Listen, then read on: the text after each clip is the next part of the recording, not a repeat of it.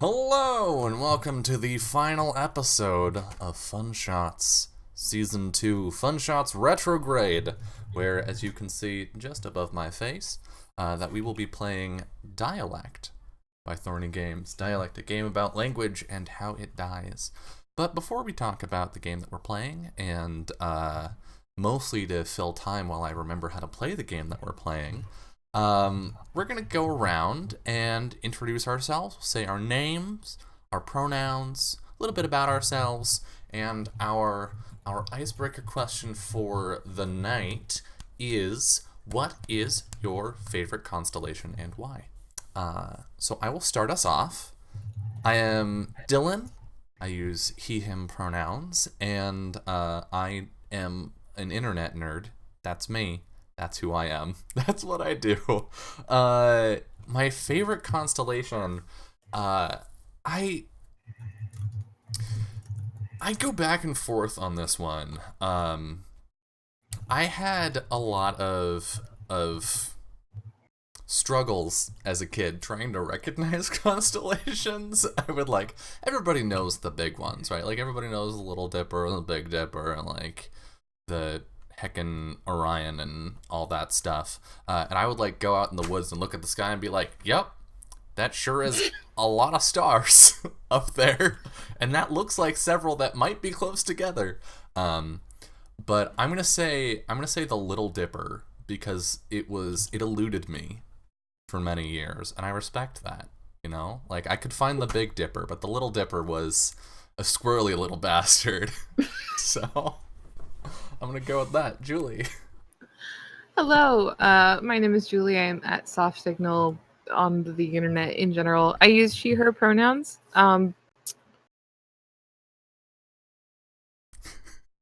I don't know anything about constellations, full disclosure.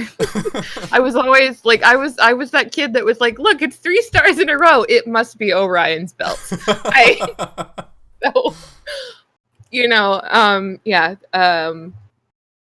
and I haven't really lived many places where I could say can't really see the stars in the middle of the city, so I don't get to see much of them.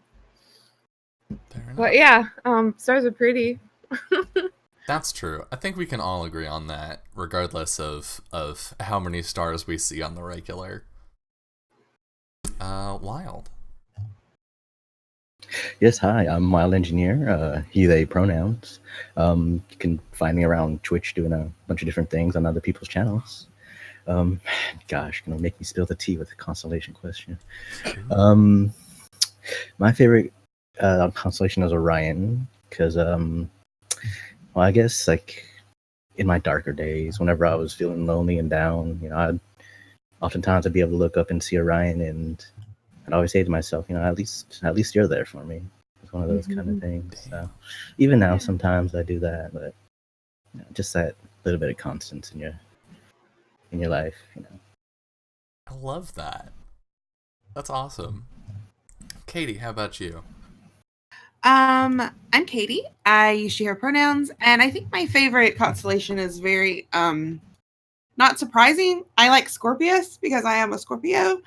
But also, fun fact, Scorpius actually has nothing to do with the Scorpio horoscope, but I just like it. Yeah, and I'm not a big constellation person. But I like that one. Oh yeah. I also can't recognize stars at all. I'm just like, oh, look at that big gassy boy up there. That's all I know. It was a fun way for me to call a star, wasn't it? Let's start making language, folks. I mean, Summer in chat was calling the loading screen of Mars a red boy. So, I mean, this is the space that we're in. I do wanna go on a very brief tangent for a second. Sure. Because I thought of this while we were talking about constellations. I had a weird education as a kid, but I learned a lot about Greek mythology as part of that. And 9 times out of 10, a Greek myth ends with everyone dying except that they get to become a constellation afterward. And just like was never satisfying to me. Like every time it was like, ah yes, but then they died, and then Zeus took pity upon them and scattered them amongst the stars. I was like, why didn't he help them? Like, they're still dead. They're just sparkly. Because Zeus was too busy, becoming a swan to get his rocks off. He was busy, okay? He was too busy banging literally everyone. He was banging everyone. I guess you're no longer a contender. Which is to say, this will probably not be child friendly. So there's your lack of warning right there. We are using safety tools, just as a bit of a disclaimer at the top of the show. I would like to preemptively apologize. Apparently it's lawn mowing day in my neck of the woods. Great. So if you hear a loud roar in this vicinity, I'm sorry. That's totally fine. It can just be a spaceship going by or something. It's Foley work. Yeah. You're helping us paint a soundscape as we go. All right. Do we want to play dialect? Want to hop in and make a language and then kill it? I guess so. Sounds like a casual Saturday afternoon, Yeah. So just gonna make a language and watch it die. Yeah.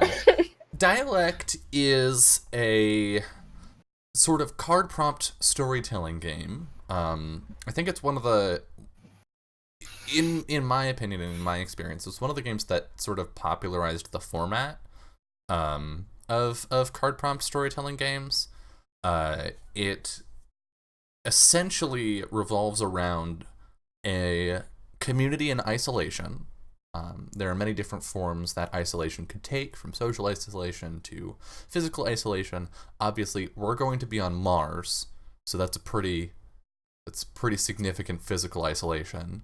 But as that community exists in isolation, it changes and adapts its language to suit its needs, and over time we develop words with new meanings that are important to us.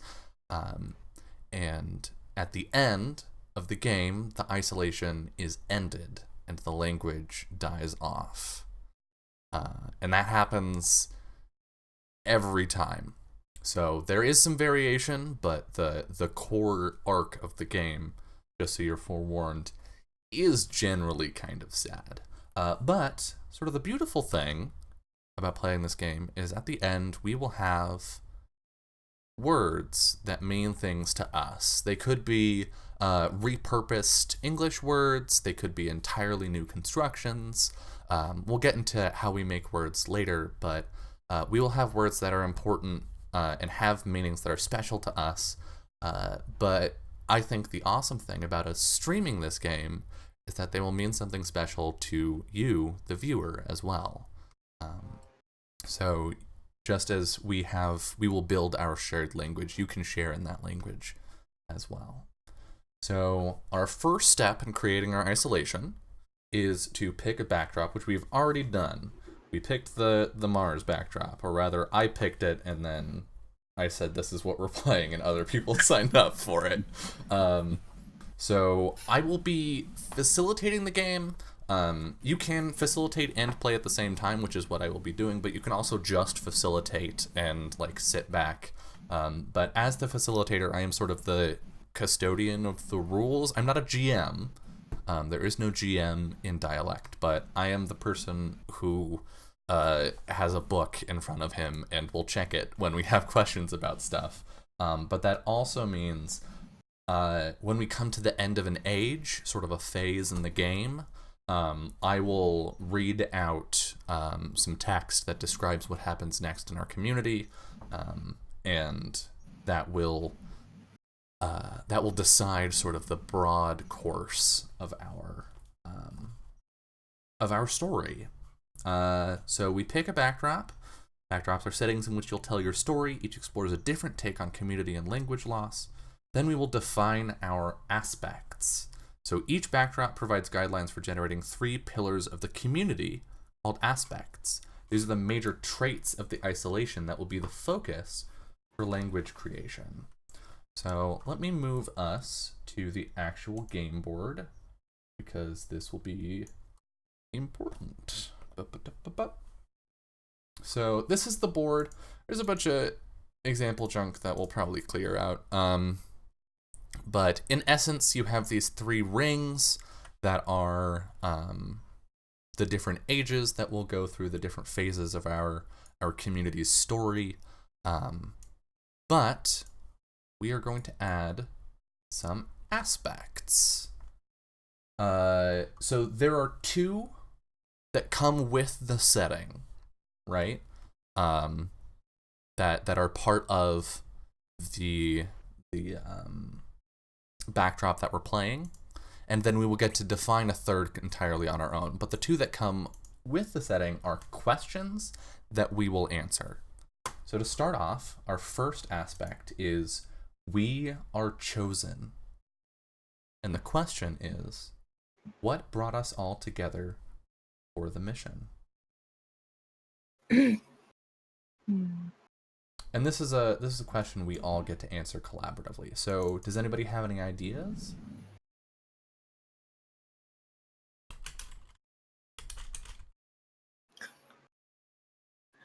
So we're asking what brought us together for this mission, correct? To Mars, yeah. So actually, I should have read the intro text. I'm terrible. Let me try this again. Dylan, learn to play games. Gosh. So, this is the time where we disclaimer that Fun Shots is a show about learning games and having fun times. No, we learn games. You have to be 100% competent. You have to be ready. Fuck, no. Damn it. Okay. We get to learn, not you. The Outpost. 2,000 brave souls. We departed Earth in the year 2045 as part of the first Martian expeditionary outpost. When we first left, we were told there would be more to follow. But in reality, there never were. Over the 5 years that we've been on Mars, communications have broken down, and it has been years since we've heard from Earth. Like it or not, the Red Planet is now home. We will show these barren, hostile wastes what we're truly made of, and what it means to do more than survive. So, with that in mind, why were we chosen? What brought us together? So I have this idea, and of course, feel free to shoot it down, that while we were all good in whatever field we were in, whatever that might be, that it was still very much a random choice, like our names were drawn out of a hat or something like that. Sort of, I don't want to call it like a draft, but on that same kind of, idea that we were sort of drawn out randomly. So we're good at what we do, whatever that might be, we figure that out, but we were still chosen randomly for this thing. Did we volunteer for it, or were we? I wonder if that's something. Are you guys cool with it? Would you be cool with it being sort of this mandatory thing that you might get chosen for, or yes, we volunteered? Are we all a part of the larger organization that wound up organizing this, and we know it's part of being a part of that organization? So, I'm cool with that. Yeah, like it's something we know it could happen. It may not happen. Still that chance of, random, it may not be you, but maybe it's like, it's supposed to be seen as like this kind of honor thing if you're chosen. Cause this is a great mission you're being put on, but whether you think it's an honor or not is your choice, Right. Because we are getting sent off to just sit on a dusty planet. Exactly. Yeah, and we have to leave behind whatever we wound up having to leave behind. There's no choice there. Yeah. It could be one of those things where it's like random with a purpose, where aspects of it are random, but it's like random from within certain groups, so that it's enough where it's like who within your specific group is randomized, but it's enough to guarantee a certain amount of diversity within. Yeah, I like that too. Perhaps maybe there was I feel like something happened on Earth, right? Because we haven't heard from Earth in a while. Communication is broken down. So maybe we were the people that were fortunate enough to escape whatever is happening on Earth to come here as the first expeditionary force. Do we want to say that we knew like whatever happened on Earth was already happening in the process, or did it happen after we left and we escaped it and like didn't even realize that it happened? Like oh, we got chosen for this, but we're also lucky that we escaped whatever happened, or was it already in the process of happening, so we were also lucky to get away? The Titanic is already sinking. You were randomly chosen to get on this lifeboat. Mm-hmm. Or did we get on the lifeboat not knowing it was a lifeboat? Ooh, I like both of those. I do. Yeah, both ideas are really good. I like the not knowing. Like we were told that we were building the foundations for the future generations, not knowing that we were the future generation. Mm-hmm. Yeah. And so like we got to Mars, and one of the last transmissions that we got was things are bad. This was your purpose. Yeah. Okay. I like that. Then I think I want to name this aspect "We Were Lucky." Okay. And these aspects are what we'll relate words to. Are the main concepts that we'll relate words to. So as we go through the game, we'll draw cards that will have some kind of a meaning associated with it, and then we'll make a word that defines that meaning. But we have to associate that meaning with one of our aspects. So our first aspect, we were lucky. Our next question is the red planet. What about the planet defines daily life?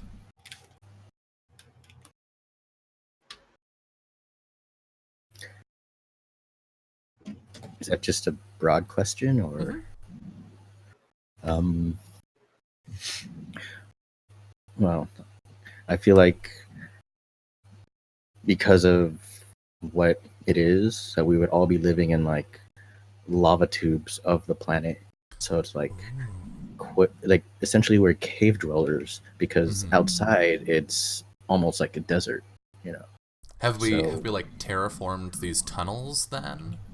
Or we've got like atmosphere when we're underground? It's maybe a mixture between terraforming and what's naturally there. You know, assuming naturally there is either more stable because it's already been formed, versus what we terraform ourselves could be unstable because we're not sure how close to an essential creating its own lava spout could be. You know, so. And then that could be like a system of hierarchy, is in what kind of cave we're in, you know. You know what I think would be fun? If you think about hierarchy, I think you usually think that the best off are at the top. What if the best off are toward the core of Mars? The deeper you are, the better off you are, because like maybe, you know, I don't know how Mars works. Like it's cooler underground or something. Or you're not close to the top where you could possibly, you know, die because of the how it is outside. You know, maybe if it's this opposite of what I think you usually think hierarchy is. Yeah, you've got thicker atmosphere and you're closer to the core, and it's more consistent in its temperature instead of the severe cold warm that you get closer to the surface. I like that. Yeah. I don't actually know if that's how Mars is, if it's like colder toward the center, but whatever. This is our game. Well, temperature is more stable for sure. Yeah. That definitely makes sense. I totally watched a video on lunar landers this morning, or not lunar landers, but Mars landers this morning, completely missing that was actually relevant to what I was doing later today. I actually did a summer program where we did some research for investigating Mars, and lava tubes was a big thing that they were investigating. That's cool. Awesome. Mars is an ice block in the middle. No. I also realized you're wearing a NASA shirt, true. Wild. So good shirt choice today. Yeah. Oh, I don't prepare for streams. What are you talking about?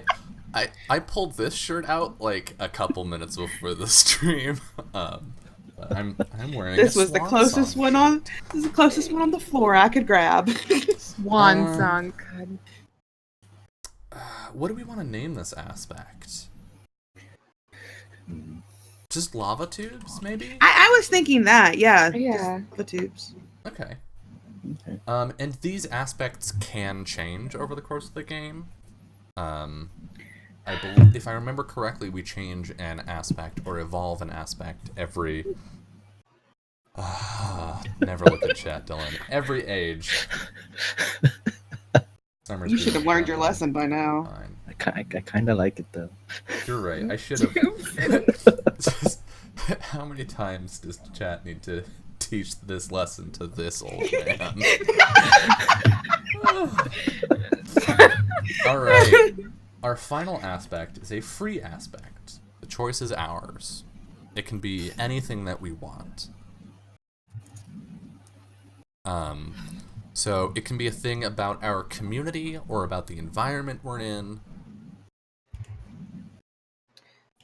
I think I'm feeling pulled towards making a community aspect because I feel like lava tubes really informs how we're going to be interacting with what's going on Mars, and we certainly, like, we were lucky, we have a really good setup for how we got here and the world that we left behind that is no longer there for us anymore. I'd like to put a name to what we've built for ourselves here. 2,000 people is not many. Yeah. There may definitely be some kind of there's, I do like the idea of like a hierarchy thing going on where people who have a little bit more power and control have sort of claimed more temperate areas underground for themselves and made people who are forced to do a lot more of the hard labor on Mars live closer to the surface. Right. Closer to the work that they're doing. Yeah. But I feel like it could be one of those things where it's like it's actually a fairly decent relationship between the two because the work that was closer to the surface, like agriculture, it's such an important part that if any of those were to fall apart, literally everything would. So while it's a hierarchy, it's imbalance. Yeah. Because without the agriculture, the planet itself can't sustain much. You can't do anything inside the tubes. Everything has to be done above. So it's this weird balance of respect going on. And maybe deeper in the tubes is where like power generation happens and that sort of stuff that doesn't require the surface. So that there is that exchange. It's not just like a bunch of aristocrats with their teacups deep underground being like, oh ho ho, yes, go please get the Mars carrots for me. Ooh. Mars carrots. Yeah, no, I like there being like a reason for it. That does sound nice. There being some kind of balance. So. Maybe it's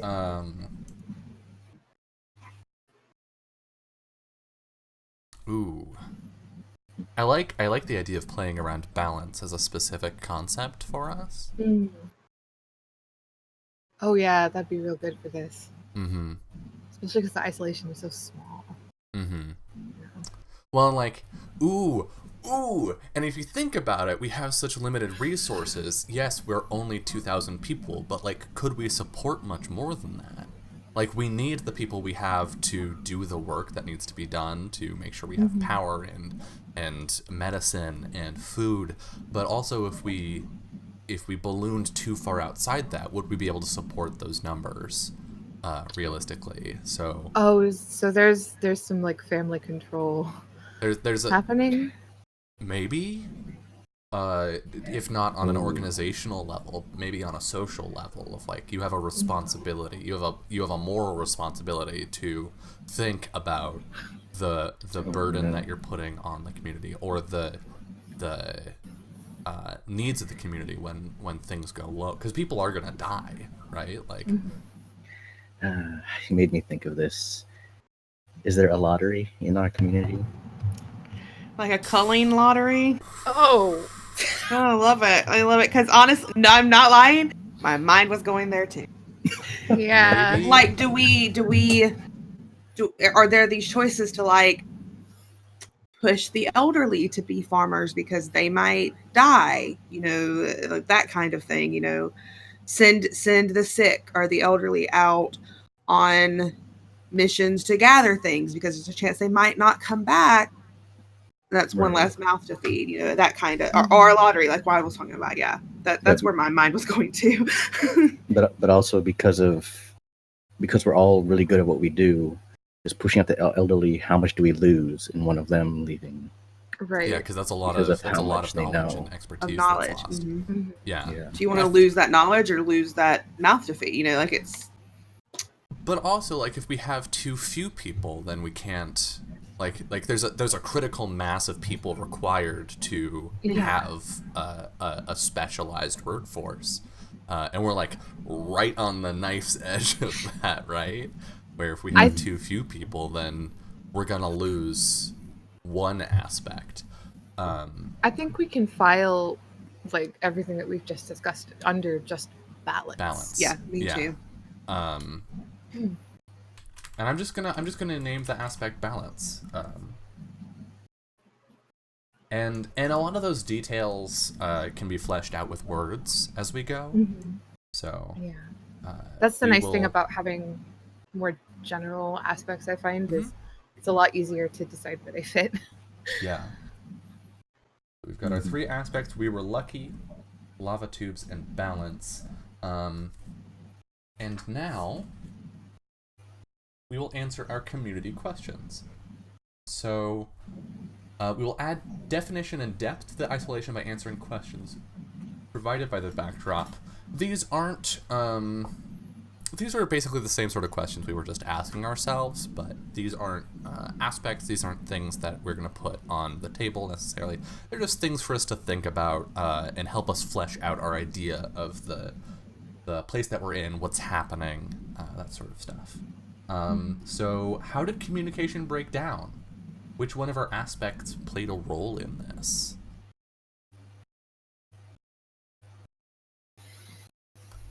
I feel like communication broke down. I feel like maybe we don't know.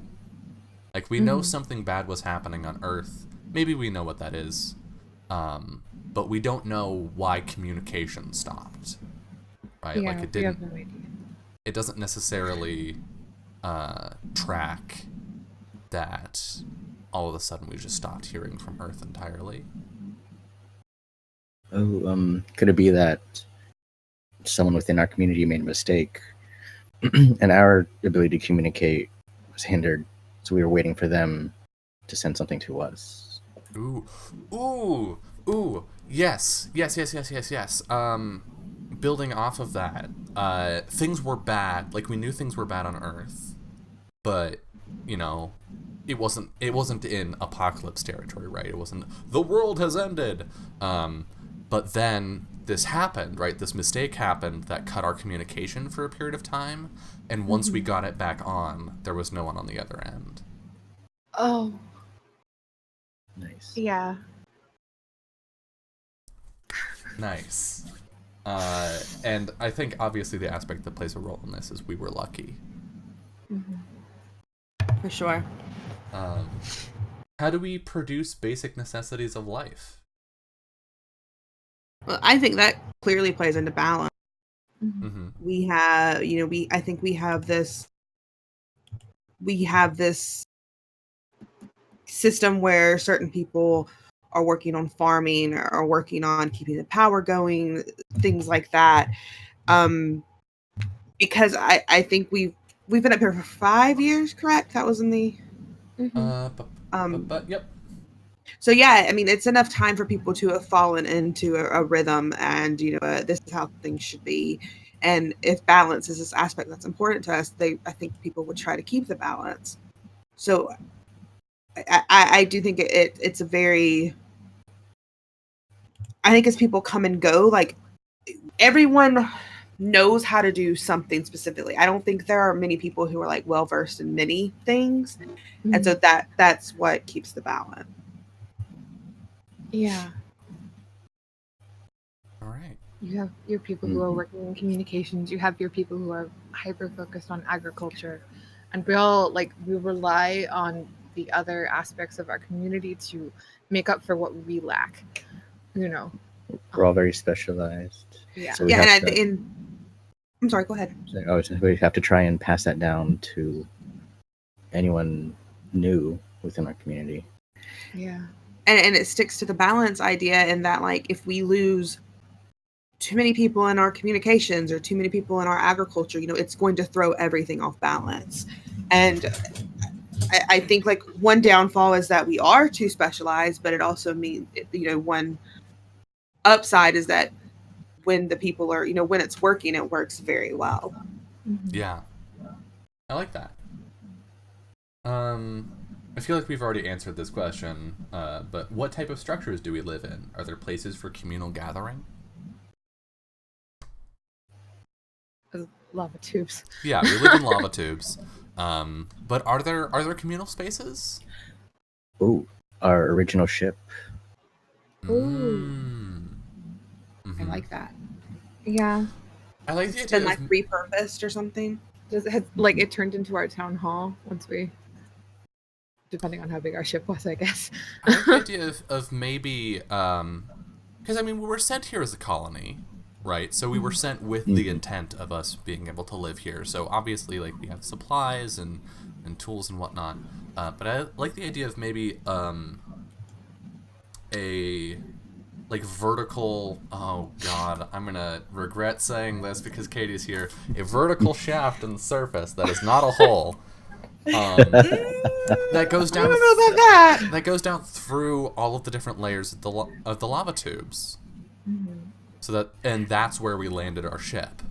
So there's this space that every level of these tubes can get to where our ship resides. And our ship has kind of become maybe our town hall that we, we call everyone here to talk about things. Is everybody happy with that? Yeah, I like that a lot. Yeah, that's good. All right. For whom is life the hardest here?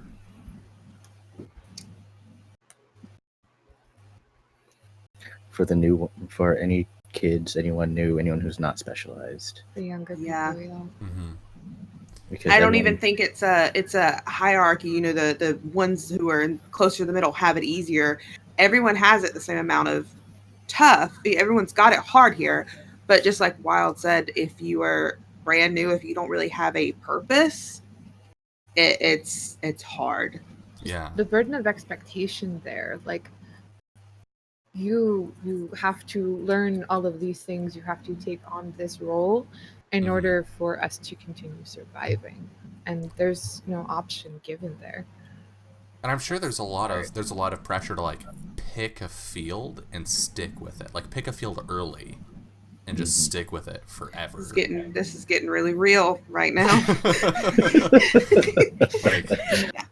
No, but I totally agree. Like, I think what if it's like, I can't remember what it's called, but like, in the Fallout games, like the specialization test, like what if there's like that sort of specialization test to know, maybe they take it when they're like 13. I thought that's incredibly young to take something and decide, is what you should do for your life. Maybe 6.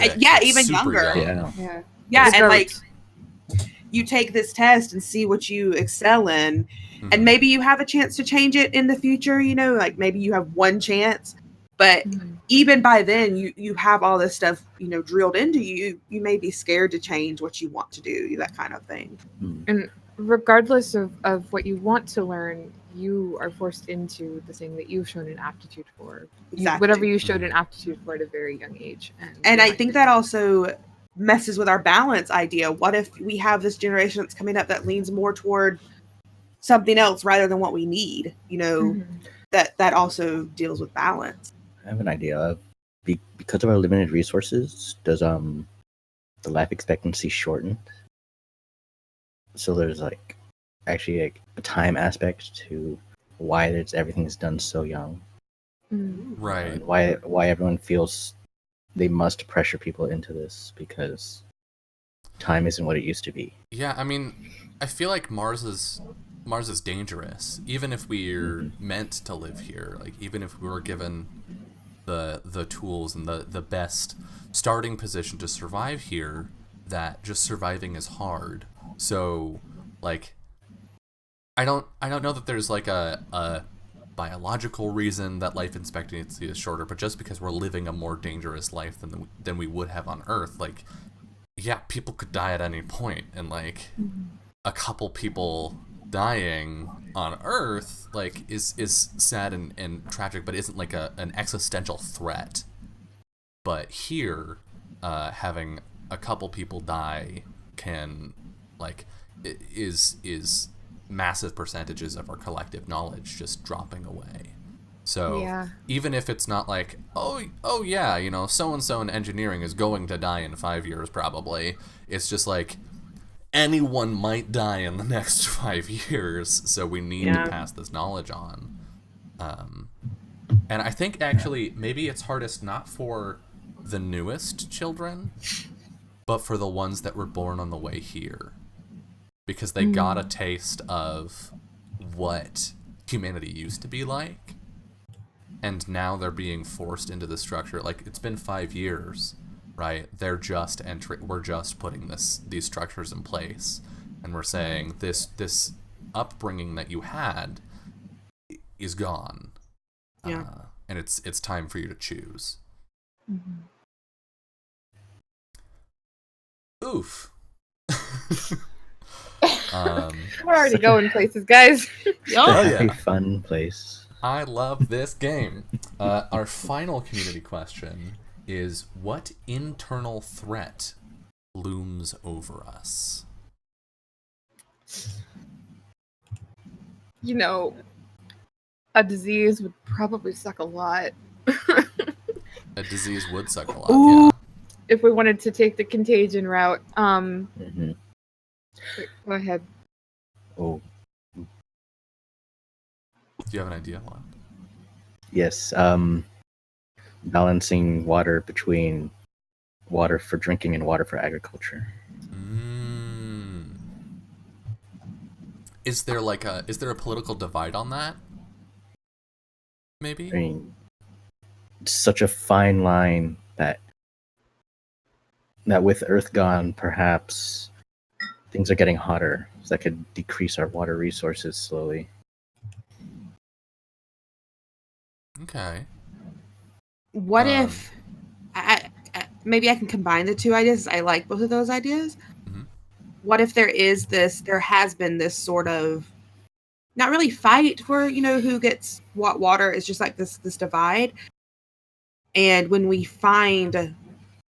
manage to find a source of water, we think it's fine, but it has this contagion in it. And that's sort of what spreads to the people who get this new source of water.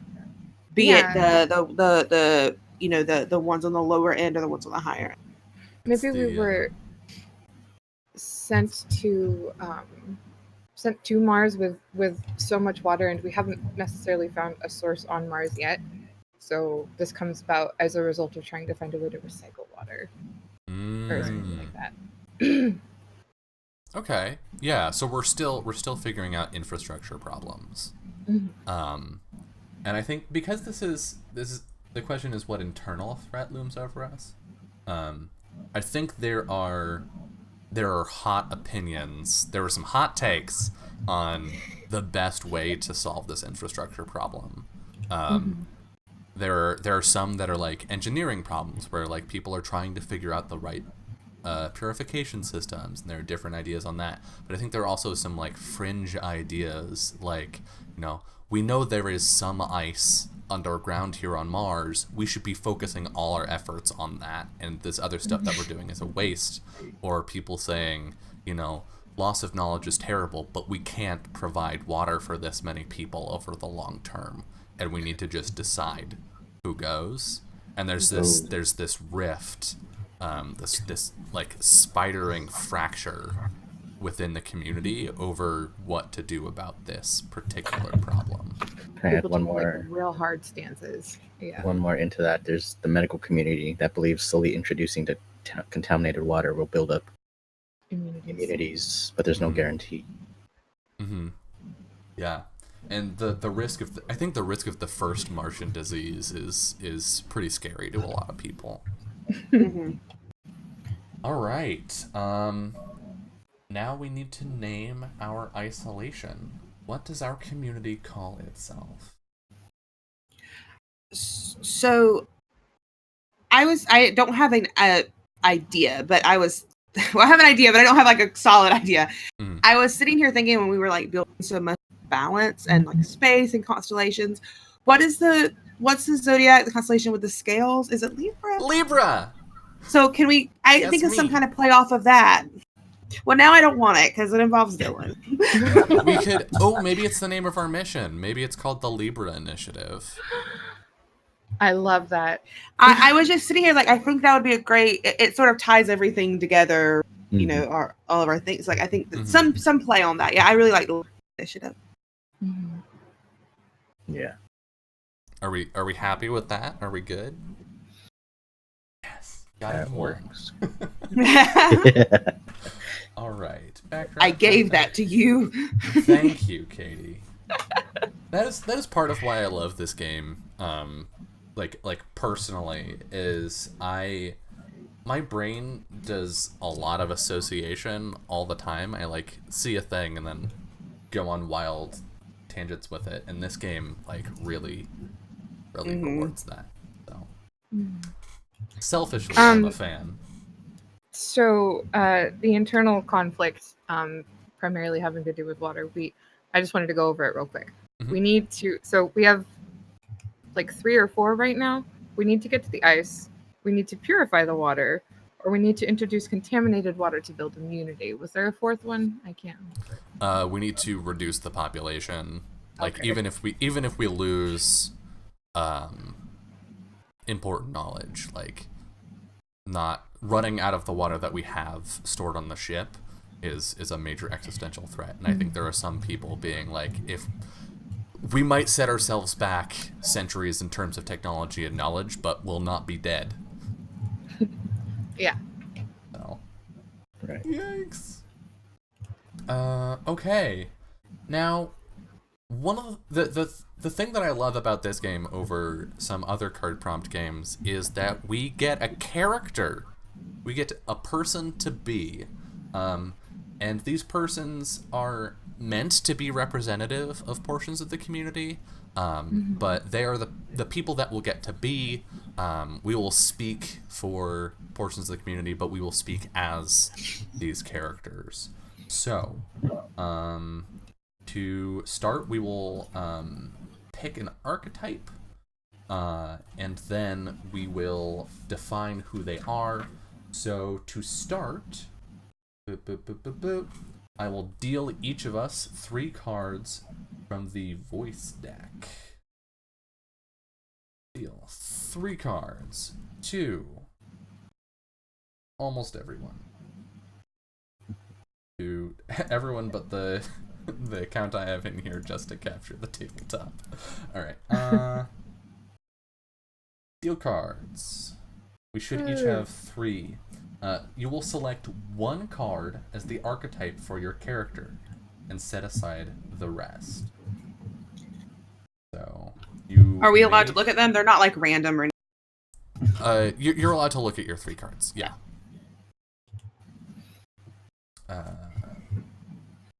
Ooh. I got some good ones. Yeah. Oh, I got some drastically different ones. Okay. Oh, so hard to pick. I don't know why I looked at the other 2 when I saw this one. I knew I was going to pick it. But...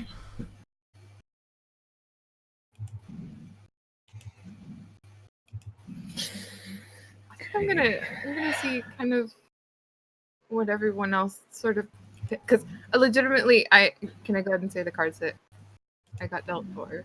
If you want, yeah. Yeah. I got the Innocent, the Ruler, and the Zealot. Oh god, those are all good. They're all very good. However, yeah, I get what you mean. Like that, it's going to be drastically different on who you play above. I think I'm gonna see kind of what you guys decide to do and pick based off of that. I'm sort of thinking between two. Both of them. One of them lets me be kind of an asshole, which is always fun. Live your best life, Dylan. Well, it's do I want to be spooky or do I want to be creepy? There's like a really thin line between both those things. Right? Yeah. Oh man. Do you have one that you're leaning toward, Wild? There's two of them. One also lets me be a bit of an asshole. One just can conflict with all the hot takes. Oh boy. You know what? Okay. It's Saturday. I think I'm scheduled to play Futurity later today, which is Summer's game, and it's very good. I'm in an oracular mood, so I'm going to pick the Oracle. Okay. And then I will get rid of these two cards because I don't need them.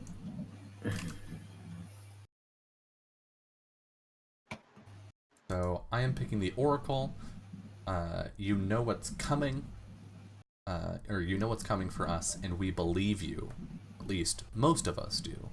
People talk to you about predictions. You identify with two of the aspects. One of the aspects will be your ruin. I identify with we were lucky and balance. But balance will be my ruin. Okay. How do I Love discard? it. Just drag it onto the tabletop and then I'll delete the card. Okay. Delete that one. Delete that one. Alright. What did you choose? I chose Protector. Steadfast and secure, you are the shield that guards the isolation, either from outside or within. People talk to you about safety. You identify with all but one aspect. You fear the remaining one. Ooh. Which aspects do you identify with? I think when it comes to safety, I think I fear manipulating the planet too much. I fear the gosh, what do we call it? The lava tubes? Yeah, no, not the lava tubes. All the man-made stuff. The like terraforming and whatnot. Yeah, the terraforming. Yeah. So is that the which aspect is that you fear? I'm sorry. I guess what is the difference between all the different aspects we had?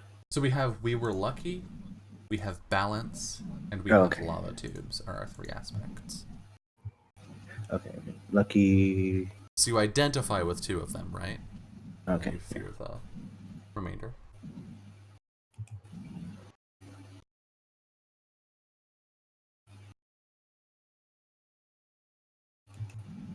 Lucky, balance, and Lava tubes. I'm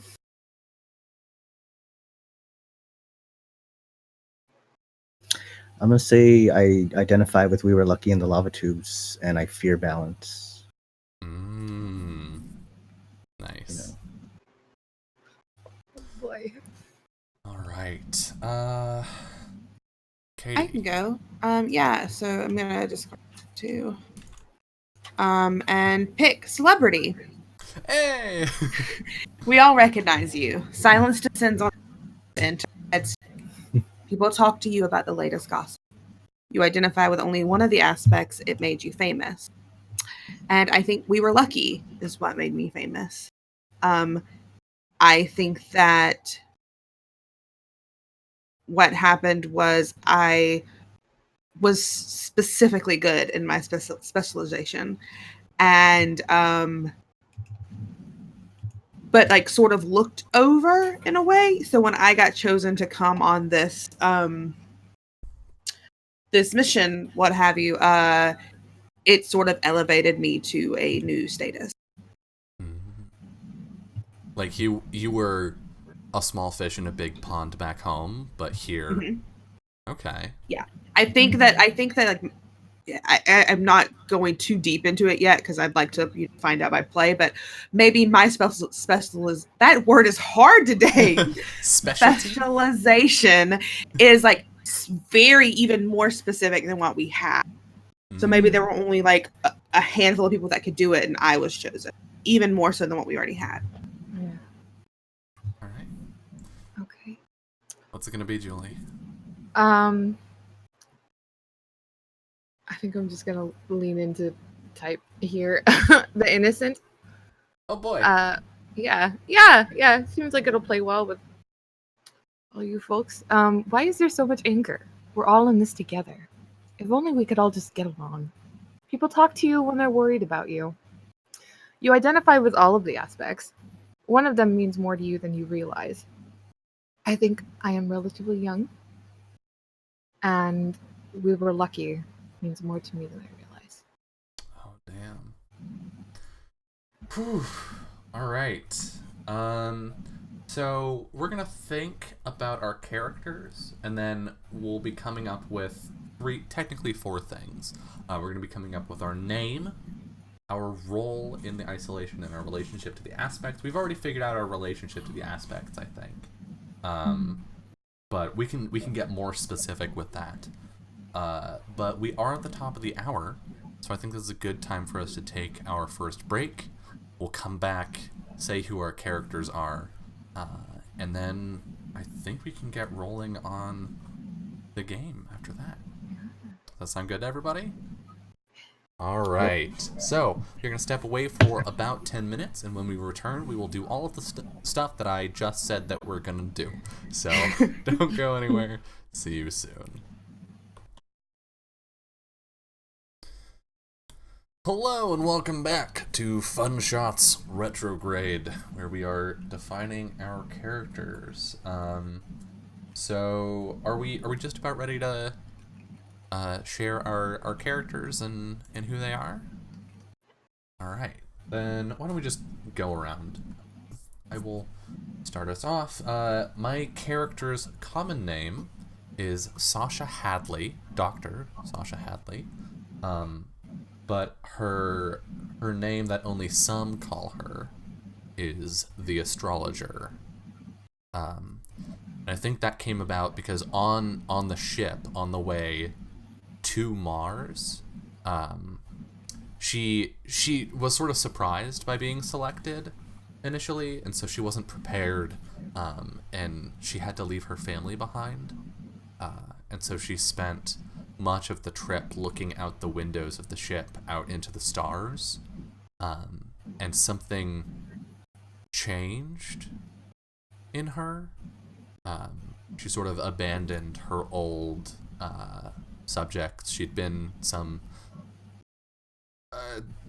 expert in a scientific field, but she abandoned that and started making predictions about the future that came true. So she predicted that things were getting worse on Earth before we got the transmission that told us.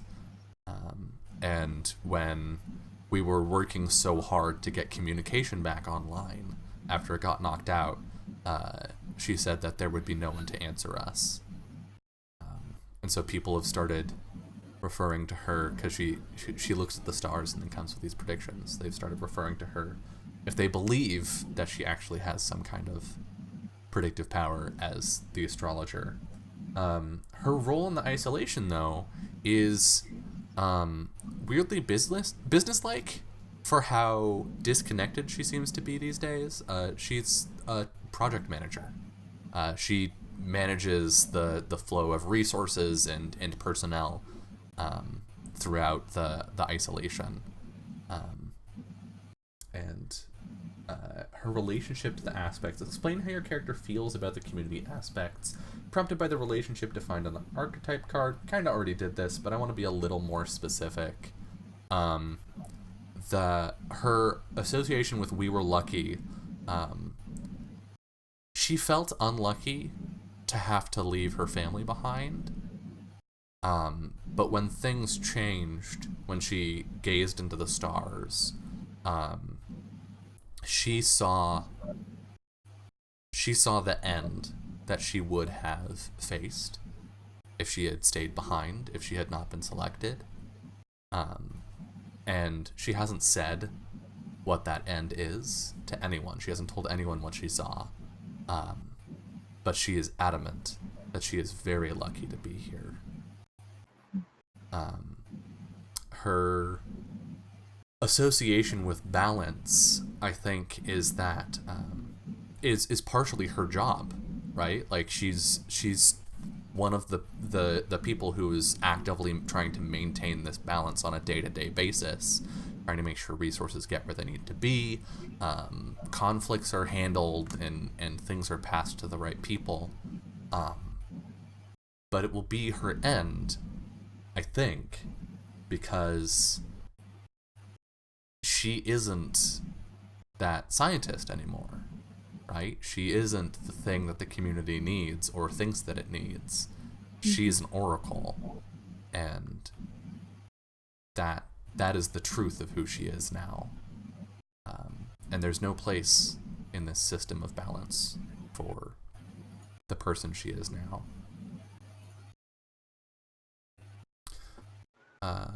Julie. So I am playing common name, the innocent, common name Wendy Parks. Her Parks? friend, Wendy Parks, yes. Her nickname that she got from the other kids her age on the way to Mars was Cadet. So everyone has started calling her Cadet. Even the adults are starting to pick up on it now. Well, the older adults, because she's like 20 now. But yeah.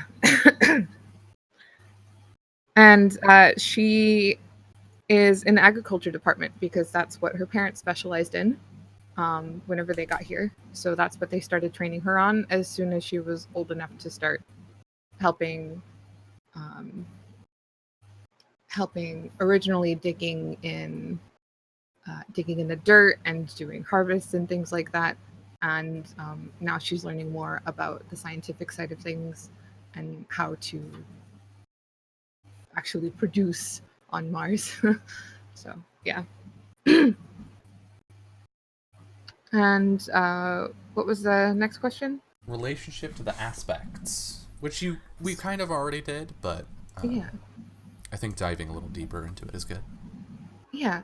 So the innocent identifies with all of the aspects. And because she's so young and maybe is a lot less connected to what was going on from Earth whenever she would have left Earth, I don't think she understands how lucky we were. So we were lucky means a lot more to her than she realizes. Significant, not a significant amount of her life, but significant parts of her life have taken place on Mars at this point. And it's easy to lose sight of that when you were so small when everything was happening. All right. Wild? Yes, so I am the Protector. I'm officially known as Peacekeeper Joe or Peacekeeper Johnson, however people would like to refer to him. His nickname would be Smiles, because he's actually a pretty stern guy. He doesn't seem to smile a lot. What he does over here is he is a safety engineer. Everything can be done within a certain way. He's one who goes around saying we need to reinforce this here, and we need to add in these extra steps to make sure that in case something happens, these can mitigate them. He's the one who makes sure, like, for the agricultural people, like, they're wearing certain protective gear. It's less about being a peacekeeper, like a policeman, more about being safe. I want to call you OSHA.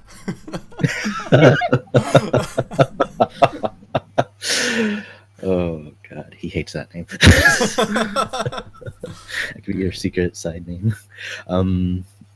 So what's the next thing we need to go over? Your relationship to the aspects. Right. So he's in terms of the aspects, right. He identifies with we were lucky and the lava tubes. You know, he sees the lava tubes as being the most efficient, safe way for us to get to safely quickly, and something that we can build around. And we were lucky because you know, he feels that luck has a lot to do with, you know, exactly what's going on. Like, while you can prepare for so many things, a lot of it comes down to, you know, just the things that you narrowly avoid and things like that. You know, he believes that there's an element of chaos that's unpredictable regardless, and that's why he fears balance, the aspect of balance, because he fears all this focus on balance would lead up to breeding an amount of resentment that would at some point explode and would force everything into naught anyways. So it's like, feels like balance is in itself an issue. All right. Katie. Yeah, my character is named Phoenix Silva. Sorry, you cut out a bit there. What was the name again? Sorry, Cord voice is not fun to me. Phoenix Silva is their name. Phoenix Silva. That is a great name. Thank you. They use they them pronouns. Okay. That helps me. They go by, I think everyone knows them by the nickname the Tinkerer. Because what they did before they got chose for this is they were very into robotics and fixing things and mechanics, that sort of thing. So when they were chosen to come to this on this mission, they sort of fell into their place very quickly, and they made some sort of machine or instrument that really revolutionized the way that we all that the agricultural people were able to use, so they could like quickly harvest crops in a very safe manner. And I think that's sort of what played into them, also helped that celebrity that they built. They sort of changed the whole way that we were able to gather the resources that we did. And the reason that they keep the nickname Tinkerer is that they're constantly working on something, be it they've walked into a random room and have found something to just mess with, or they're carrying something around with them. And the relationship to the aspects, the We Were Lucky one is very important, because like it coming on this whole mission sort of changed who they were in a way. But I think that they are very balance is also important to them. I think they are a very strict believer in the way that things should be. They I think that they really believe in like this testing system and sticking to what your aptitude is best for, because for them, they think in a very mechanical sort of way. And, you know, if one thing is off, it could mess up something. It could mess up a machine just if one thing is out of place. So to them, this balance is very important, because they want everything to work like a very well-oiled machine. All right. The stage is set. The players have their marks. Shall we play some dialect? So the turn sequence is pretty simple. It consists of 3 things. First, we make a connection. You pick a card from your hand. We will deal out some cards in a moment. But you pick a card from your hand and tie it to one of the aspects of the current age. Describe why this aspect has led to a new word for the concept on the card. Use the connection to build a new detail into the world. So we're going to say something about the world with that connection. Next, we build a word. Construct a new word or phrase for the concept based on the connection you've just made. This is handled communally. Suggestions can come from anyone at the table. On your turn, you make the final decision on what new word will join the language. Write the word on a card and place it near its connected aspect. Then, have a conversation. Set the scene and hold a conversation in character inspired by the prompt at the bottom of the card. Play out the conversation until all characters in the scene make their relationship to the new word clear. That is the vital point, is these scenes are room for fun and exploring the relationships between the characters, and that will happen naturally. But the goal for each scene, what you're trying to do, is make your relationship to the word clear. Whether you like it, whether you pointedly refuse to use it for a reason, all of those are acceptable as long as you make that relationship clear during the scene. Certain cards designated as action cards bend the normal flow of play and let you do different stuff instead of making a new word, like changing a word or getting rid of a word, etc. The only other thing that I want to point out is that at any time, even when it's not your turn, you may make a variant of a word. So, let me flip through. There we go. And a variant is a language item, so one of the words we've made, already defined on the table, but we change it in some way. So we make an adjustment to it by being like, say we have a word for a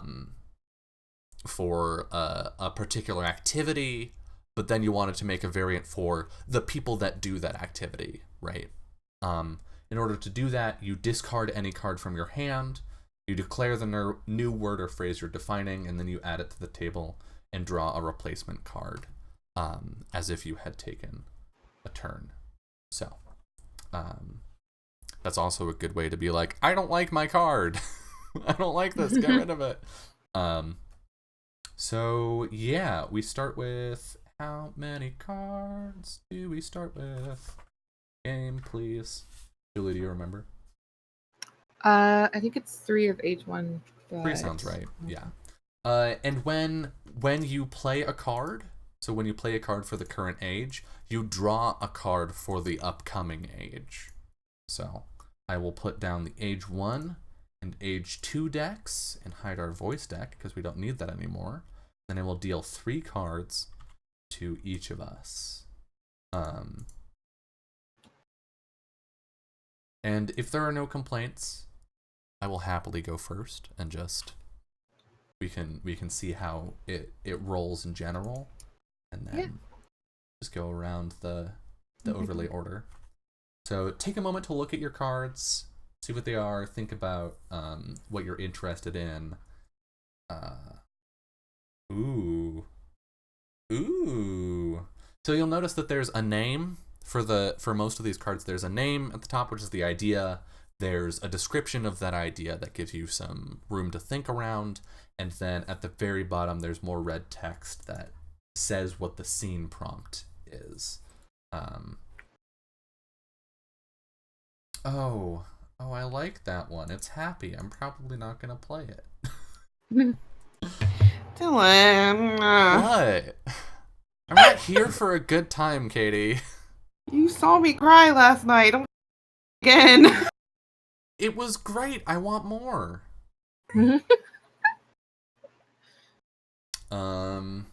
Okay. I can't start us on a happy note. I just can't do it. I'm sorry. I can't be that person. You're not that sorry, though. I'm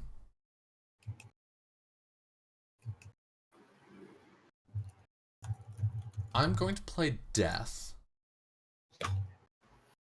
Yeah. All 3 of our faces, just the gamut of emotions right there. Our language for ultimate loss. I would expect I want nothing to else. associate this with. Ooh, do I want to associate it with balance? Or with we were lucky? I feel like either one has interesting implications. Yeah, balance. I feel like you're digging into what do we do with our dead territory. Mm-hmm. But we were lucky, I think, also says something about how we feel about death in general. Mm-hmm. But I think we've already talked about death and its relationship with balance a lot, and I feel like that connection has sort of been made, so I'll stick with that. Okay. I think our word for death, our the way we describe ultimate loss, is related to our concepts of balance. So now we get to build a word. The book has some examples for how we do this. You can repurpose a word. You can take a word that already means something and give it a new meaning. You can combine words by making a compound or like a portmanteau. You can use an acronym and turn that into a word. Clip a word or phrase, like take a long phrase or a long word and just clip it down to something smaller. Incorporate a sound like onomatopoeia. Take a word and just fuck it up by changing the pronunciation or the spelling in some or using it in the wrong context. Or you can convert a word, taking a word evoked by the connection and adapting it to a different part of speech than its original form. This is a thing us millennials are incredibly familiar with by turning literally anything into a verb. Actually, yeah.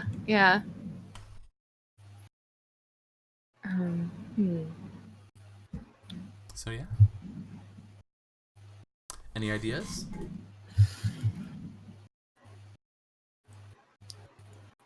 Oh god.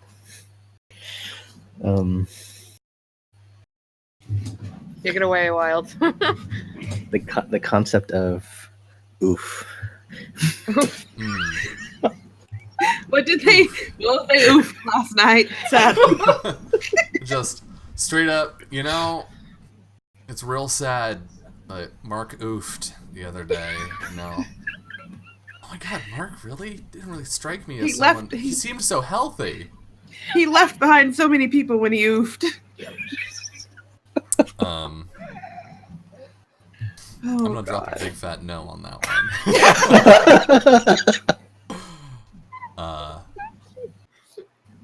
I like the idea of something like relating to the scale. That metaphor.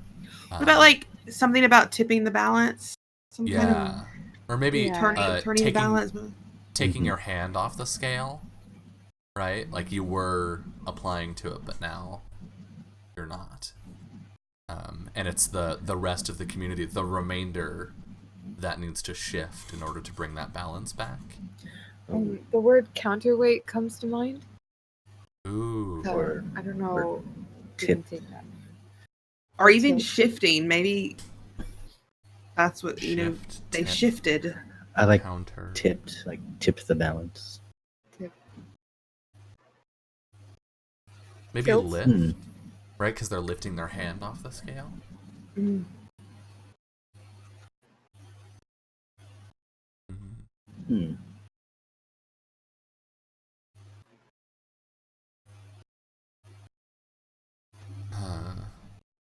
You could also take it from like a more metaphysical or mythological, spiritual place, because like ancient Egyptian mythology has the idea of the scale, where your heart is weighed against a feather, right? Maybe we could play around with that concept. Weightless. Floats. Weightless. Like dealing with space, like the others, like floats, like they float now. Like, so and so, how's Catherine doing? Catherine's weightless now. Like that metaphor of just like, okay, I'm gonna step away from that subject. Yeah, I like that a lot. I like that as the term that applies directly to the person that we've lost. This may be like a derivative word, but I do really like the concept of tilt. That the colony is tilted whenever someone dies because they have to account for that balance. I think that's fair. I think If there are no objections, I'm going to go with weightless. I love that, yeah. Yeah, I like that. Mm-hmm.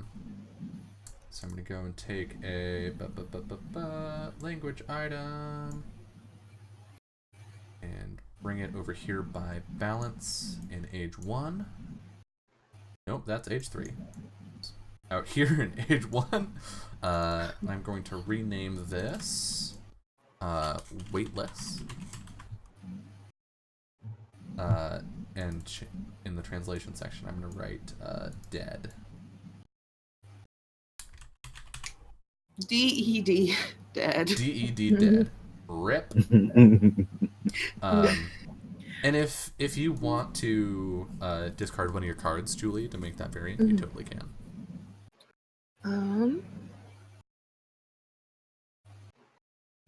So when it's a variant, Dylan, it doesn't mean that it changes like what the word means. It's just another version that yeah, it's another that definition of is for that relates cool. to that word.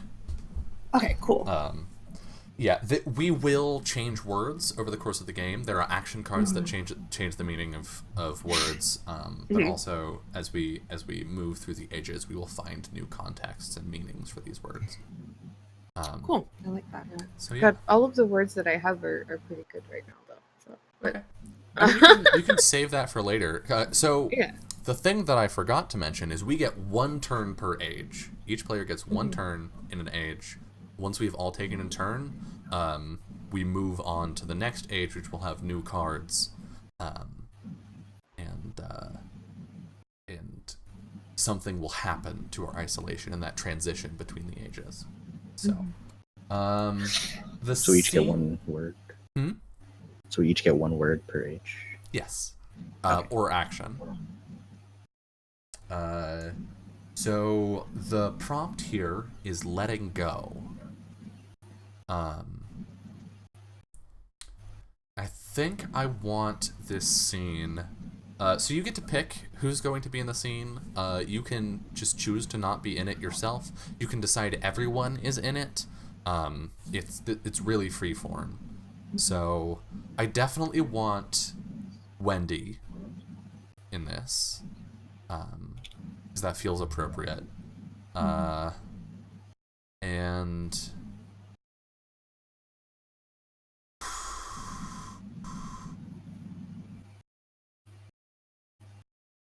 I'm trying to decide if I want to be in the scene or if I think Johnson be in this. I think it should be a one-on-one. Who do you think Wendy would talk to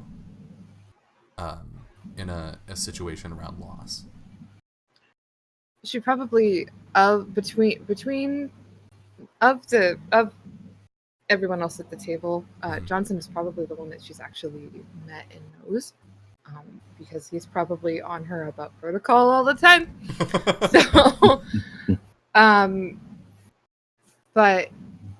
So I feel like just from a logical perspective, she might go to him.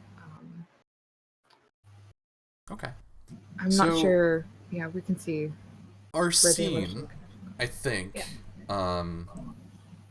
is that maybe you didn't go to Johnson, but you were both in the same place. You're maybe coming in from the fields after a day of work. And this morning, before you left for work, you heard that one of the other passengers that was a teen on the ship with you died the night before. And so maybe as you're in like the decontamination space, or like wherever you keep the gear, that sort of stuff, you encounter Peacekeeper Johnson. And the important thing for this scene is you can cover as much or as little ground as you want, but you need to make your relationship to the word, to weightless, clear in some way. So, go ahead. Okay, so I do think it's probably while I'm in some kind of decontamination chamber. And is there maybe let me know if you have any ideas, Wild. Is there maybe like a process that he's controlling from the other side of the glass? That it's just kind of like I have to get a chemical bath before I go back into the tunnels.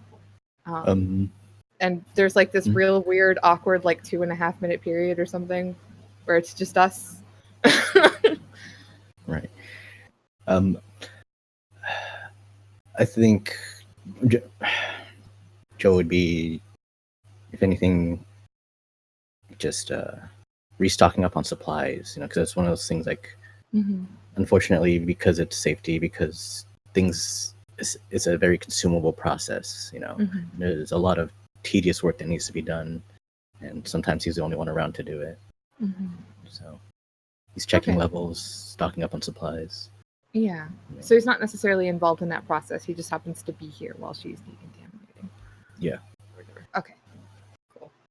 And I think like there's not really space to do much else when you're just out in the field. Like it's just you and your thoughts and some leaves, It and this is I think the first time Wendy has lost someone. So when Joe sees her, I think she's a lot quieter than she normally is. She's usually very happy and chatty, but right now she's very pensive as she's going through this process and then goes behind a wall or something to get changed. Normally is probably talking his ear off, definitely calls him Smiles all the time.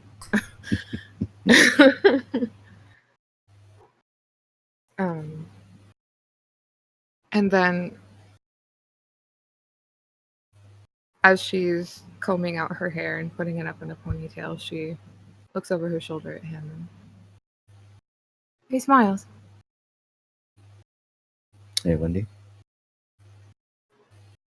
Where do people go when they die here?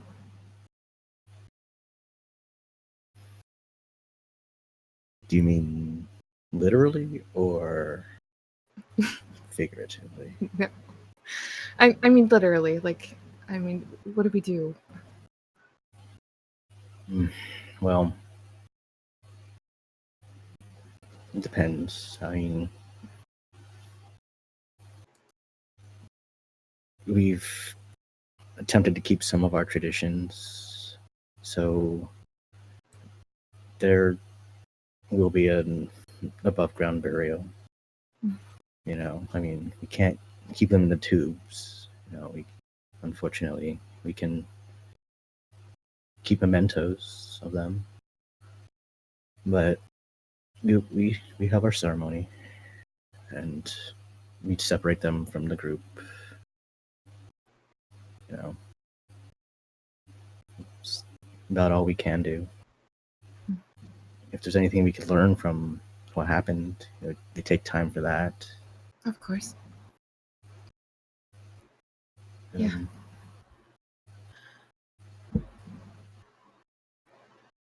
Well, I mean, since you asked, I don't know. What do you think it's like out there? I mean, once we're weightless? Yeah, once we're weightless. Well,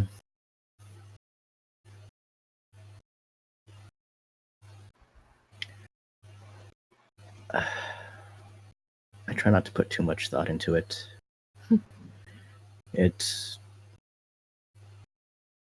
But I kind of see it as the natural order, unfortunately. Yeah. It's like, as much as I can do here to help with everything, it's inevitable. Something somewhere that we can't plan for, didn't plan for, forgot about even. It'll happen.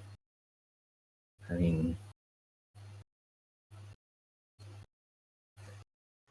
it's almost like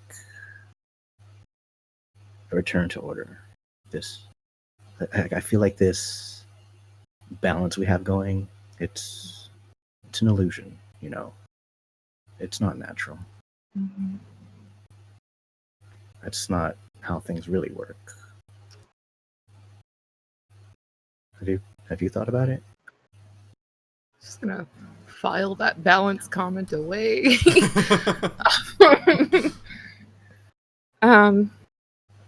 I think it must be nice, weightless.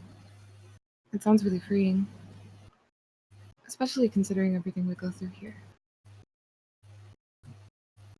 Well, some would say it's the ultimate freedom.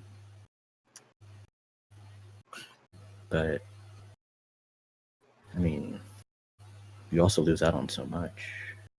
Yeah. I mean, can't exactly keep plugging away at things if you're weightless, I mean, if everybody wanted to be so free as that, I wouldn't be doing what I do, I mean,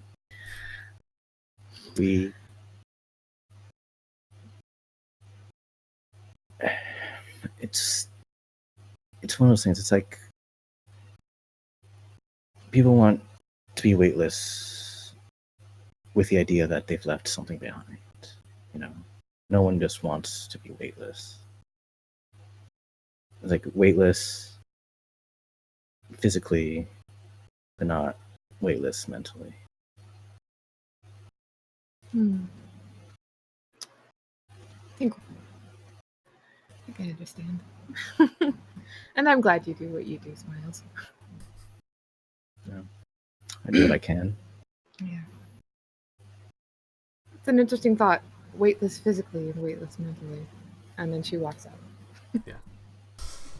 Oh god, I love that idea of leaving your weight behind. Like that's the goal, is you leave your weight behind. You get to be free, but you leave that behind for the community. Oh, that's so good. That is so good. Okay. I will delete this card. I will draw myself a new card. Boop. Gimme. Take. And the turn passes to Julie. Oh boy. Pick a card to We play. started off on such a somber note. How do I follow that? However you want. Oh, wonderful. Lift our spirits or drag us further down into the deep. So outright, one of my cards is sadness. Just throwing that out there. Okay. But I don't think we're gonna go that route right now. So I am between special occasion, a celebrated event, whether it's particular to the isolation or we have a unique way of recognizing it, and the future, how we refer to what is yet to come and what it means to us. This may be an important event in the future, or future is a broad concept, which might be a good introduction for the other half of our cast. Prompt was I was thinking, but just really, really set that ennui in before we go having a single happy thought. Yeah, I'll go ahead and play the future. Okay. What aspect does it relate to?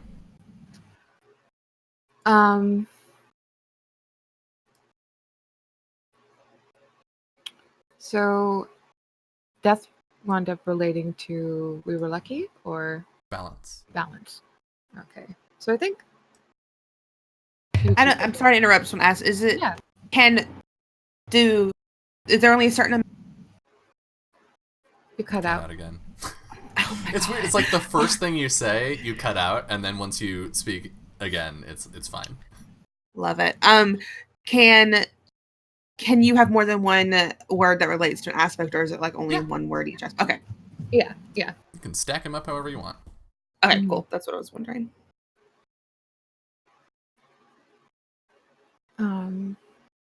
Yeah, the future. And I think this one